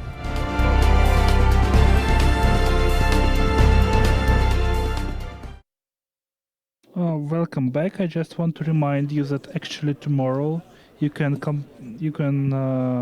solve the very same problem set as the teams on the World Finals live on online.acm-icpc.org. Yeah, so before the interview here, we were mentioning the US teams.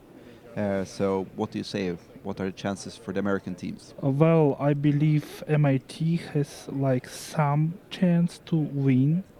Yeah, they have a strong team. Yes. I do not believe any other teams from US have like any real shot to to the title, maybe. I mean, some team. last year was Harvard, right? That was doing well. Yes. Harvard came third.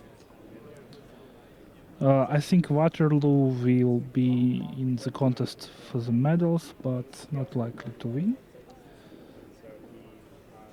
So MIT is the best chance for best shot for North American team to win this year. I believe the last time North American team won was like long time ago. I actually think it was in 1997 when Harvey Mudd College won. So it's been a while, but actually, if you look at the total wins, US is still the country with the most wins. Yes, but is it still true for international era? Well, I guess most of their wins has been from between 1977 and 1997. So in those 20 years there, they won all their 17 medals. So in the span of 21 years, there were only 4 other countries that won: New Zealand, Australia, Canada, and Germany. So actually, which year would you say that the international contest started? So I think the first international competition was in 1988. I think. Okay, 88. The very same year that New Zealand team won. So the New Zealand team won in 1990. 1988, Caltech won. Okay, but I think it still was in 1988. I'm not sure actually, but still there was just like a small amount of teams at first. So if we remove the first 10 years, then Russia has 11 wins and United States have 7 or so. Okay, I see. So for the it means that since 1997 only European and Asian teams has won. Correct. This year I wouldn't be like I don't think it's very likely, but I think actually New South Wales University have a shot, even at winning the So competition. actually, since 2000, there's only been 3 countries winning the contest: Russia, China, and Poland.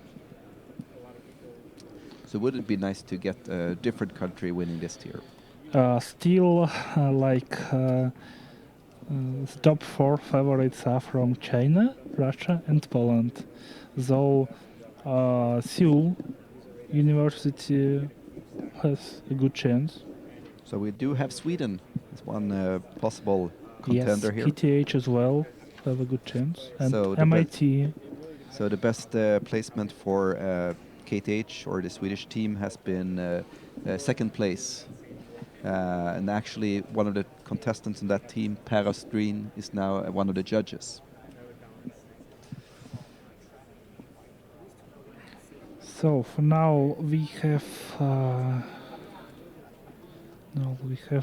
at least one correct solution for 121 teams. It is likely that we also have like 4 teams that have submitted something but hadn't get any correct solutions, including Lviv National University, National Research University High School of Economics from Moscow, University of South Dakota, University of Management and Technology.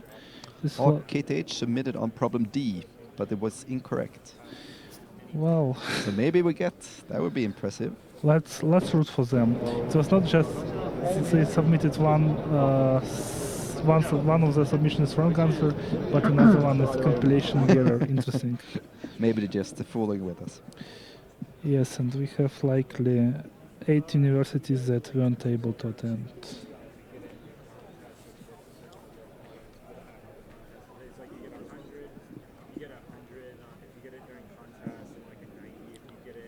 As you can see, we have statistics. We have about 700 solutions in C++, about 100 in Java, and something in single digit for Python. Yeah, so there was a handful of each for Python 2 and 3.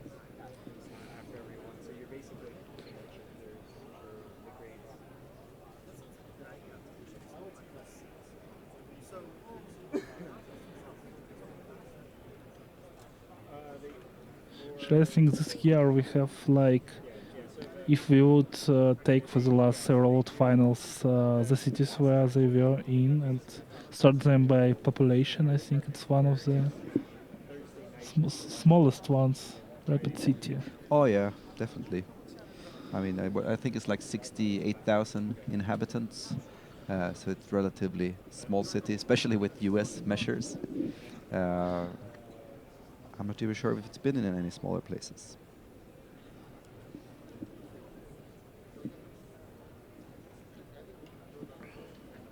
We see that submissions continue to come because like teams are testing the environment, whether I think for now they are allowed to try to break the system. Of course, tomorrow they would be disqualified for this. And we will now have a video about Tech Track.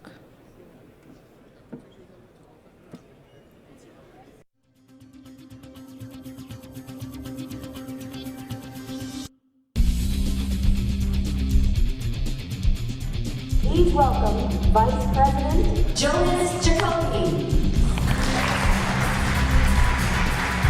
We always embrace change. With the world merging into the artificial intelligence, we're looking at machine learning, deep learning, for example. We have cloud computing and a few other things. But it's always constant. So as long as we keep that in mind, that when we look at things and we look at technology that we might use today, and then 20 years from now, when you guys are my age, looking at the future and you're looking at what you're doing today, remember that change is always constant, right? And that it's important that we embrace it. Fire and water.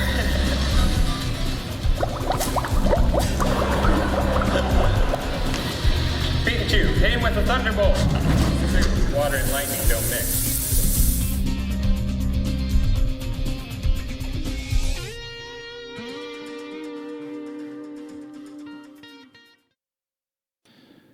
Do you know, Fredrik, was there ever a team actually disqualified from the World Finals for doing something bad? If there has been teams disqualified? Yes. I'm sure there are, but I'm not I believe, no. I believe there is, but I can't remember the details. I remember then in 2006 in Northeastern European Regional Contest, one team tried to store quicksort in Pascal in the Windows shortcut. They were discovered, they were first disqualified, but then they decided to show remorse, and the team showed remorse, and they decided to okay, we'll allow you to participate. So I think what's really serious if you try to sabotage the contest and sabotage for other people. So that, for example, doing a, DDoS attack on the judging system, or trying to send in code that has a chance of crashing the system and these things, that's something that's taken very seriously. But of course you want a fair contest, so every type of cheating is not allowed.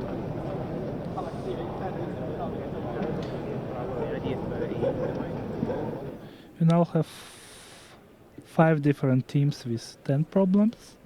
It's Peking University, Tsinghua University, Shanghai Jiao Tong University, which means actually that top 3 teams is from China. And then KTH and Zagreb on the 4th and 5th place. And only KTH tried to submit something on problem D. But I don't think it was truly a serious attempt. You probably can see they have only 1 incorrect submissions in the table, which means that if you get a compilation error, you wouldn't actually get punished for that. So actually this year there was a discussion regarding this, because for Python, some things are not captured during compilation, but they capture more at runtime. So usually it's an interpreted language rather than a compiled language. And then the question was, how do we deal with that fact? But in the end, they decided to keep to not introduce a penalty for compile error. I think one of the solutions may be that even if you got incorrect solution on the first test, you still wouldn't get a penalty. I think many online judges follow this. Okay. So usually that's the I mean, the first test data. First test is usually the sample test.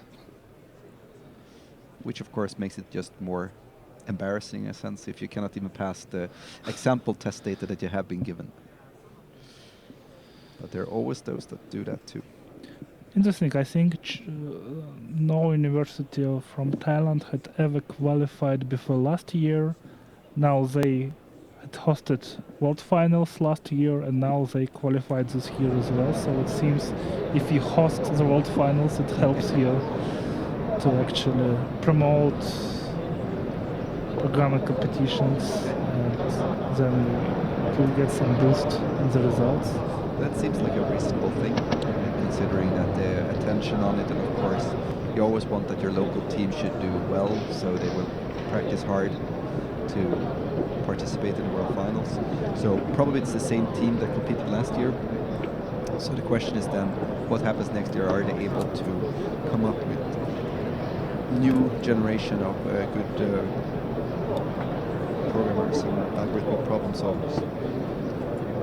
Actually, no, it's completely new team this year. Interesting. But they have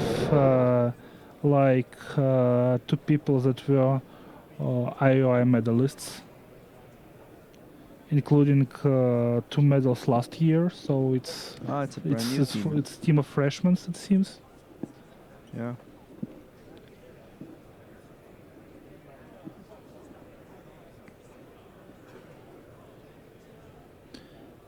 You can see that many coaches, in their achievements, they first have participated in World Finals and then became coaches for World Finals as well.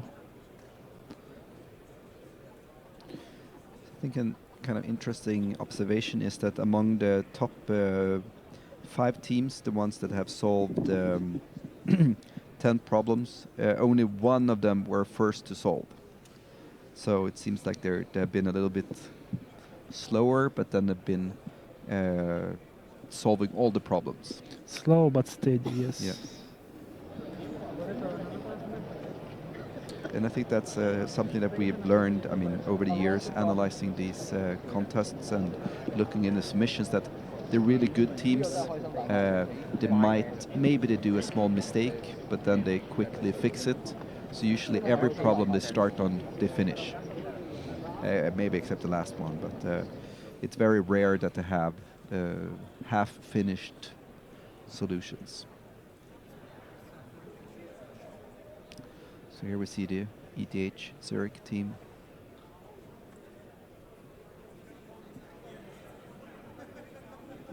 Let's see if there's any questions on Twitch or YouTube, or is there only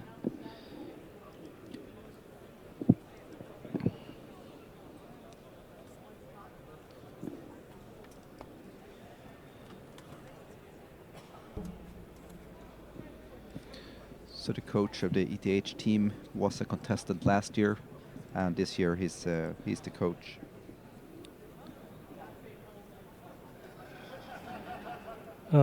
Actually, funny thing, one of the participants from the Arab Academy of Science and Technology from Alexandria, he was an ICPC World Finals, he was a contest for the World Finals in 2013, and he was a coach last year, and now he competes again. Yeah, that's an interesting switch of a turn of events.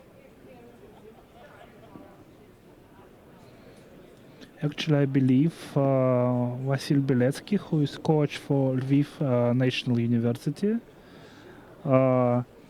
he participated in 2007 or 2008, I can't quite remember, but the year he had participated, he also was coach for the team at the same time.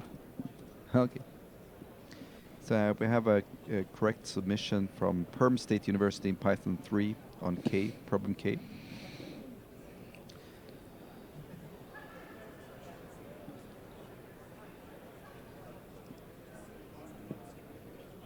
Actually, Vasil is not the coach this year. This year coach is Vitaly Herasimov, which participated last year and got the bronze medal.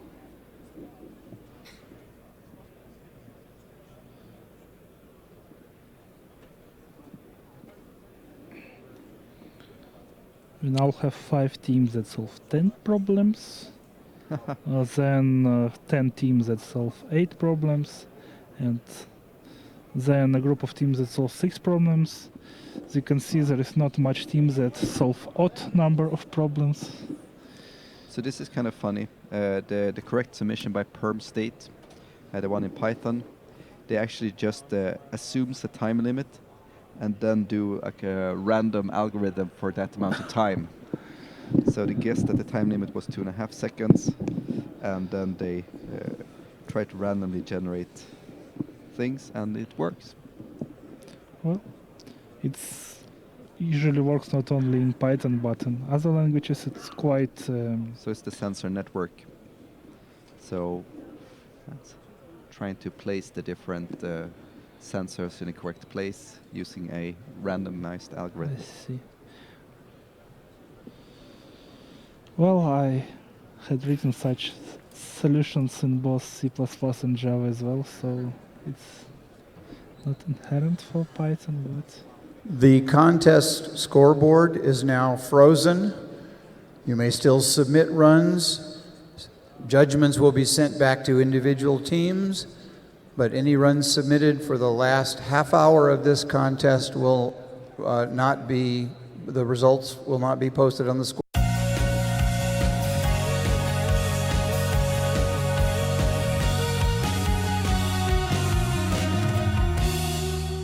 Day 1 is finished here in Ekaterinburg for the 2014 ICPC World Finals.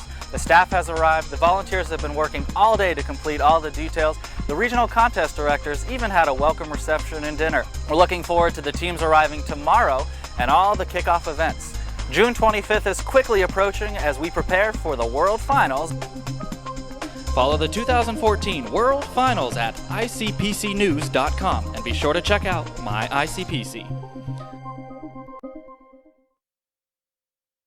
So the scoreboard is now frozen. We would not have any updates to the scoreboard, but we will still present to you both what is called pessimistic and optimistic scoreboard. Pessimistic is the one that assumes that any submissions in the last half an hour would be declined, and the optimistic thinks that the last one submissions for each problem will get accepted, and the previous one, the ones before it, would get declined. I think University of British Columbia, let's see, they are 300 minutes of time less than Zagreb, so if they solve problems E and K, they would overcome Zagreb likely, unless they have 10 incorrect attempts before that. Yeah. And to overcome KTH, they need to solve those problems in the next 15 minutes or so, I think. No, I think it's, I mean, they have or 5 minutes. we have 5 190 minutes difference, so it's 95 minutes Yes, in 5 total. minutes, 5 minutes. So that's 135. So actually they have 1.5 minutes. We have here St. Petersburg State University. 2 of the team, 2 members of the team was actually world champions last year, and their coach had first won 2 2 titles as a contestant, and then 2 titles as a coach. Quite impressive.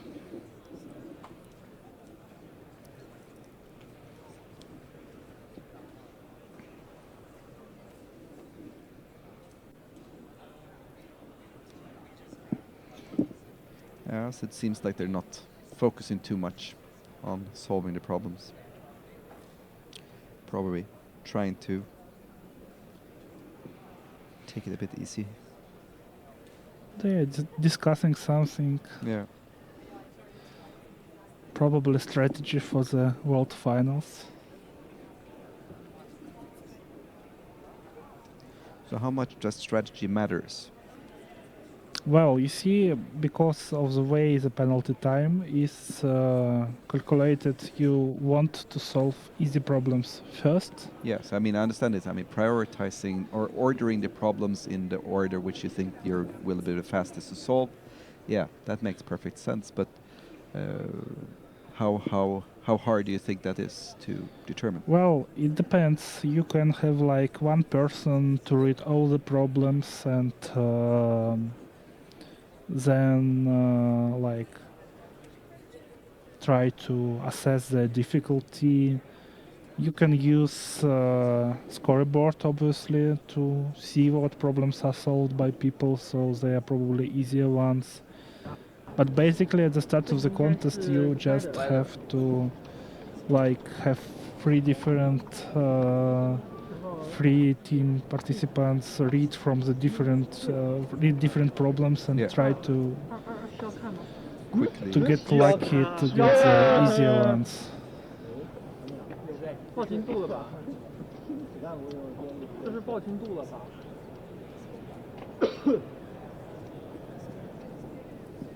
哦，这不是报进度，这所有深度都一样，这所有深度都一样。根本下去，要不然你就直接下面没东西。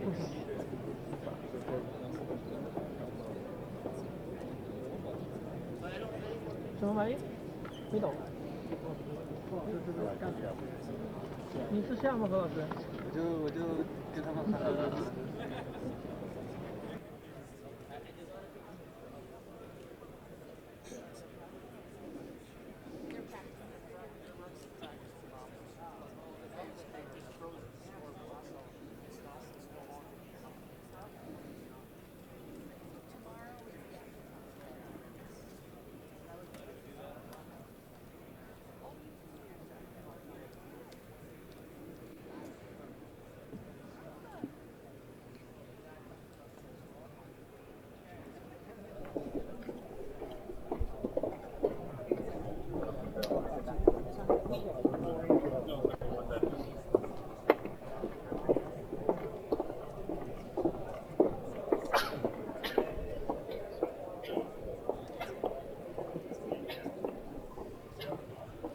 Now have a camera from the floor.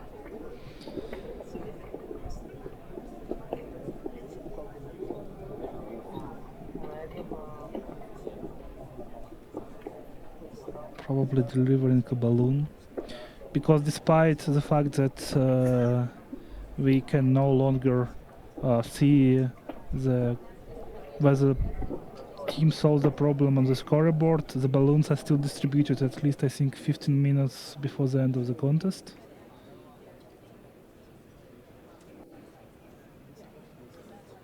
And the reason, of course, that you want your teams to get the balloons.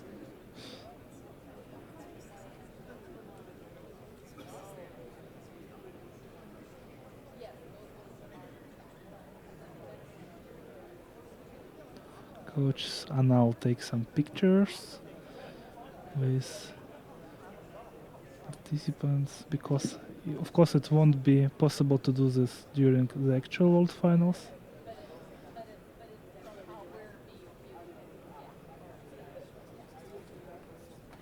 Also, I believe teams would not be able to use anything they write today in the actual World Finals, because the computers would be reset to the initial state.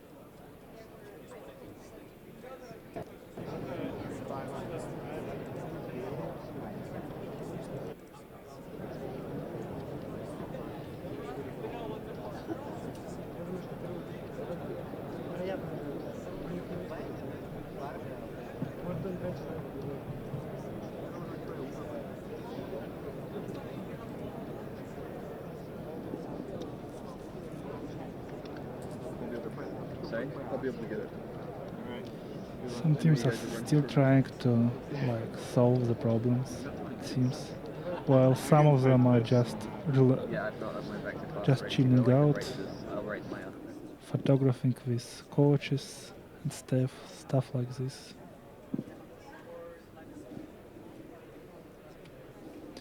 We now have behind the scenes from 2015 ICPC in Marrakesh. My name is Michael Goldman, and I'm the Director of Contest Control Systems at the ICPC World Finals.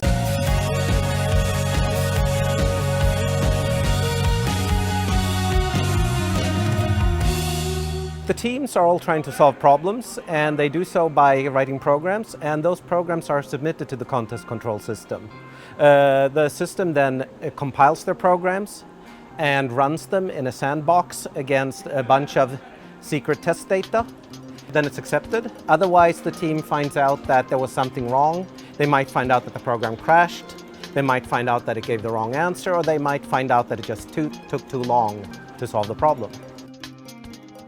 It was invented actually to support a course I was teaching by some students who took that course, because we wanted a system that did roughly what the contest control system at the World Finals does, but also could keep track of the student results and be used over time. We keep adding stuff to it that has to do with supporting both courses, of course, which might have different needs from a contest, but also the contest evolves, so we need to support new needs of the contest as well. Follow the 2015 World Finals at ICPCnews.com and be sure to check out my ICPC.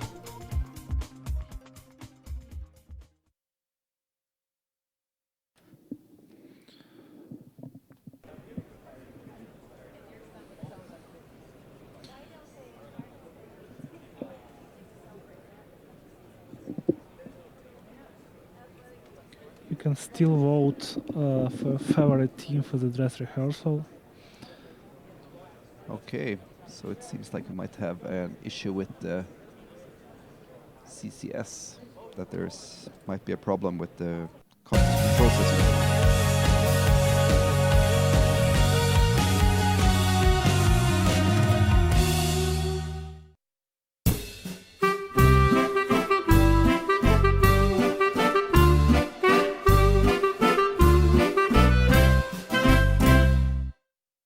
Well, ACM ICPC actually got started at Texas A&M in 1970. The UPE chapter there decided to invite students from other universities to come and compete. Back then, teams were 4 for a very simple reason.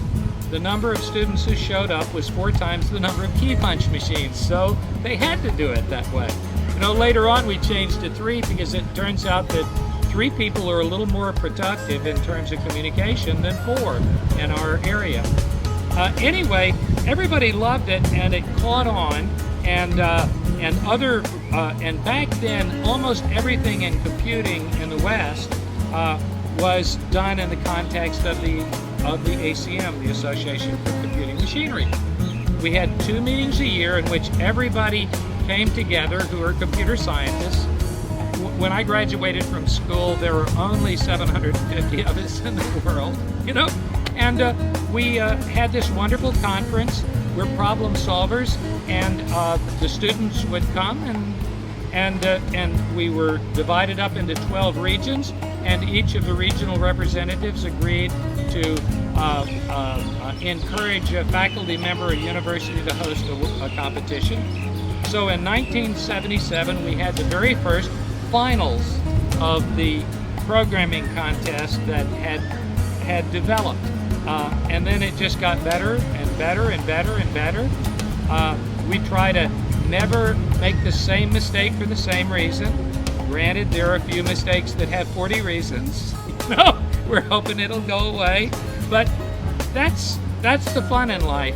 It turns out that there were great people everywhere in the world who loved problem solving, who understood what computing was as not only a sport, but as an art. You see, in the same way that musical composers compose music to be played, we compose software systems to perform lots of tasks. And of course today, we have to orchestrate different systems that we have to work in this wonderful world of cyberspace. So the contest just has evolved and evolved and evolved. And 20 years ago, IBM stepped forward and said, hey, we'd like to sponsor the ACM programming contest. And we just expanded and expanded. So today, the contest is in 102 countries. There are 2,700 universities involved, over 5,000 coaches, 40,000 contestants worldwide. And of course, they compete in the regional contests in the fourth quarter, come to the World Finals, and we shine the spotlight on them. You know, the bottom line is they create the solutions and the instruments and, in fact, the environment that other people can use to express themselves in the art of living and the art of loving, I hope.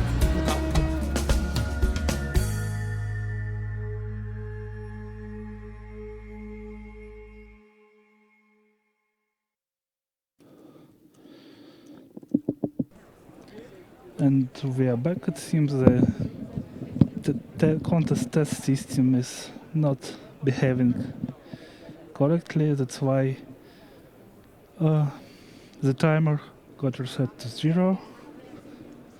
Still, I believe it's about 15 minutes until the end of contest.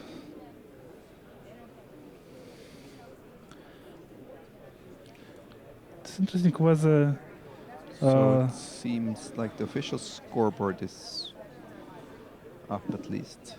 Okay. It would be interesting to see if they would unfroze results of the jazz rehearsal this year.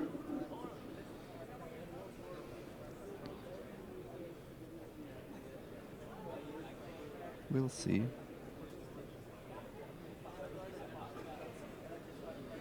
Here we have University of Helsinki. The same team that participated last year.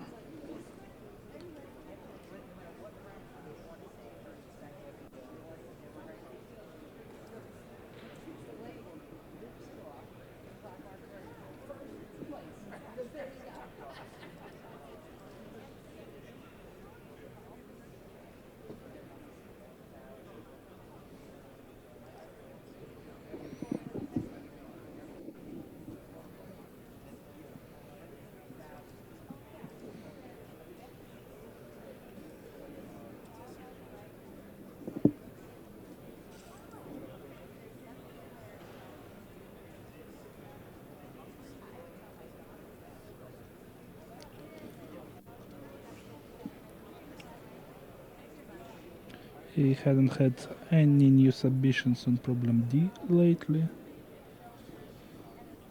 So it seems as QTH had given up.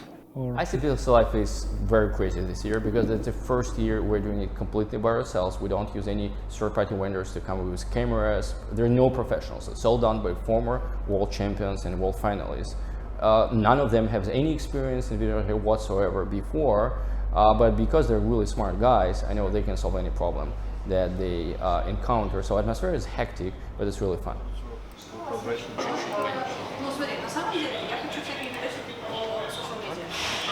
We want to make ICPC just like to be explored with visual event where people would get glued to the screen watching what's going on, rooting for the teams, and just having fun.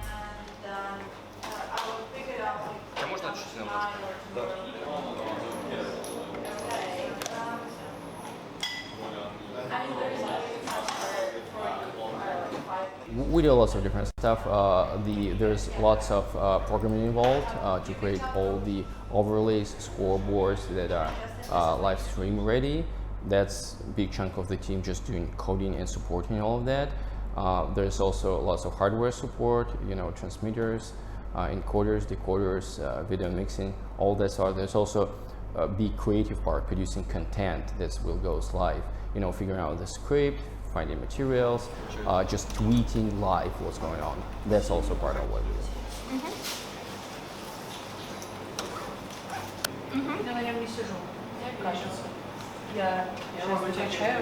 I definitely remember the first year ICPC Live was born, it was in Stockholm, because it kind of was forced solution.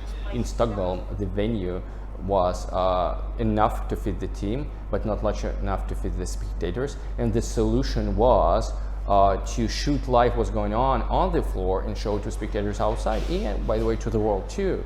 And the idea caught up, so we will have spectators. Why not show to the whole world, the event? Because lots of people who are not here want to watch it too.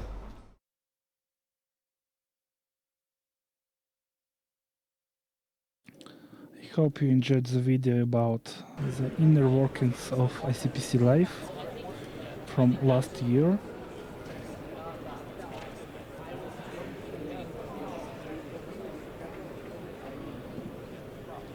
We have about 10 minutes before the end of dress rehearsal. After that, the teams will have lunch, and after the lunch there would be an open practice where the teams once again would be able to solve to try the system just in a much less stressed environment.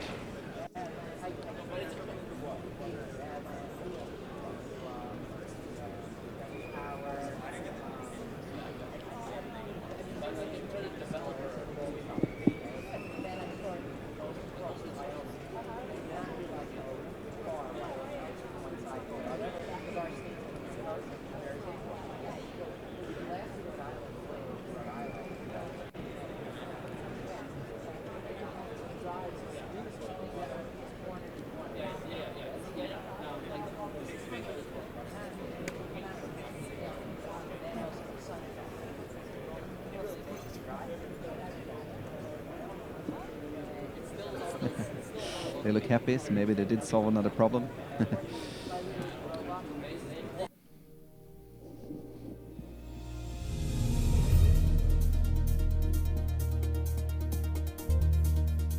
We are here in beautiful Rapid City, South Dakota for the 2017 ACM ICPC World Finals. Rapid City is really the gateway to Mount Rushmore and the edge of the Badlands. So we're here in Rapid City, South Dakota for one reason, and that's the South Dakota School of Mines and Technology. This is a wonderful university that has been participating actively in the ICPC since 1975. The ICPC community is a wonderful global community in 103 countries, almost 3,000 universities, and I'm really looking to bring the community together that's made this all possible, and to bring the students that have worked so long and hard with their coaches to prepare to be great problem solvers and great competitors. This is going to be the most competitive World Finals in ICPC history. I know the judges are busy making some of the hardest problems that we've ever had. It's just going to be a wonderful event.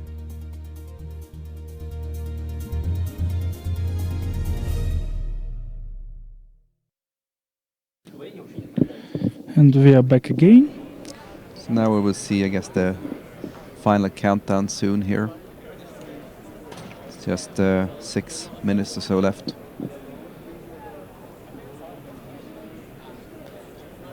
So of course, if this had been the real contest, we wouldn't see this relaxed atmosphere, but rather the opposite, that everyone would be scrambling to try to solve one more problem. Because it's quite interesting that in the last hour, usually there's a lot of things going on, many problems being solved within that short time. Actually, I think in the last hour there are about 1/3 of all submissions through the whole contest going through. I wouldn't be surprised. I mean, of the submissions might even be more. The interesting question is how many of the solved problems are in that part, but it could be about 1/3 as well. Wouldn't be surprised. Because, I mean, it makes sense. I mean, you've been working for 4 hours, and now, have the time to complete those problems, especially if the team is working on multiple problems in parallel. It might take some more time, and then you finish that up in the last an hour.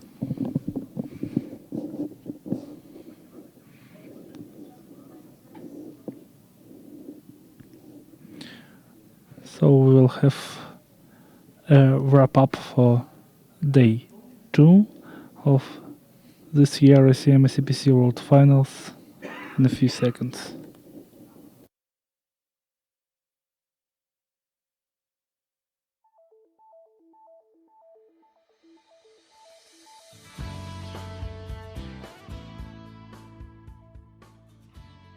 So today is the second day of the 2017 ACM ICPC World Finals here in Rapid City, South Dakota. And it's going to be a great opportunity for the students to get out, to enjoy the hospitality of wonderful South Dakota, to allow the students to just relax and get ready for a great competition. One of the great activities that the students got to do today was to go to the South Dakota School of Mines and Technologies and look at all the wonderful museums on campus.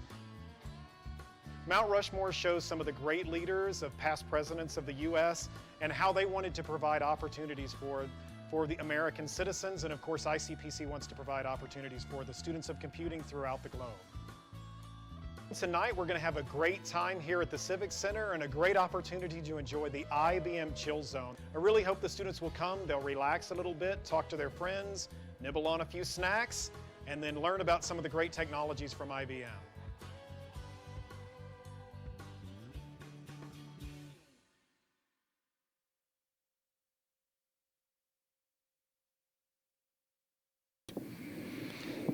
And we're back here, and I see on the frozen scoreboard that Tsinghua University have 9 submissions on problem D and 1 submission on problem J.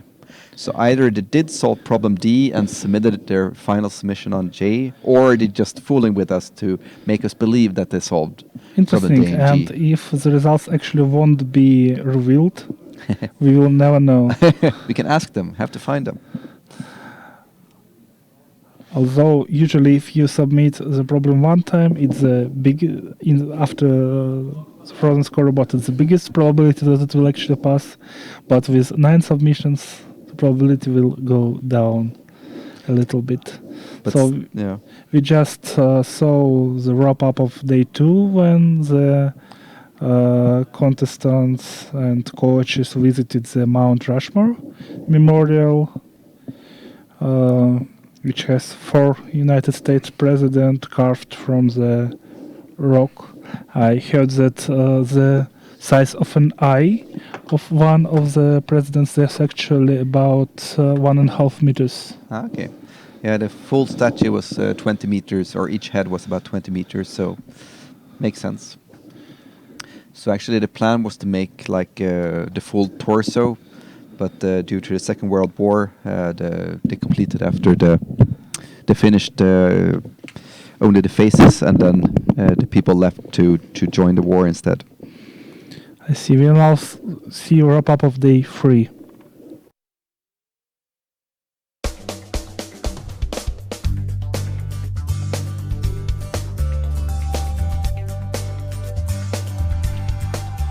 So today is day 3 of the ICPC 2017 World Finals, and we started off with Tech Trek, where IBM talks about all the neat and cool technologies that students might get to work with if they got a job at IBM. One of the coolest things that was shown today by IBM was just all the things that you can do with Watson. It's really a powerful piece of cognitive computing, and I know the students were enjoying learning about how they can integrate that with the various development tasks that they might have at their future job. So this evening we had the opening ceremony, and it's an opportunity for the host and ICPC and the sponsor to really welcome the students and the coaches from all around the world. There were several neat cultural elements that were shown in the opening ceremony. It really showed some of the progression of America from its beginnings to modern time. We had several demonstrations like the Native American dances. It was just a lot of learning about the past of the United States of America and the future. The opening ceremony is about celebrating the ICPC community that came together to make all of this possible. So we got the opportunity to thank everybody that brought this together, from sponsor to host to ICPC community volunteers, and then it ends with the starting flag, and we're off to a great competition here in Rapid City.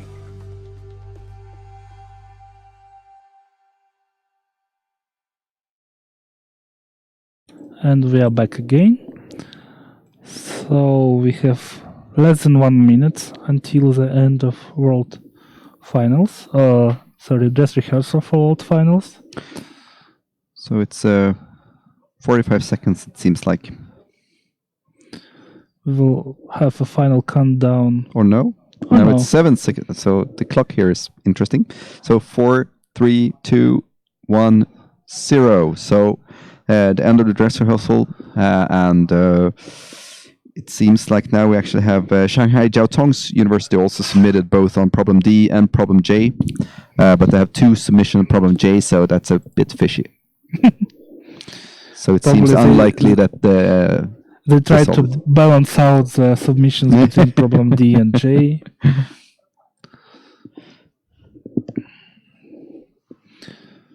So we will now wrap up our commentary, and we hope to see you tomorrow at the actual World Finals. We hope tomorrow we will be able to present problem statements and solutions. Okay, thank you very much, and hope to see you tomorrow. Thank you, Fredrik. Bye. Bye.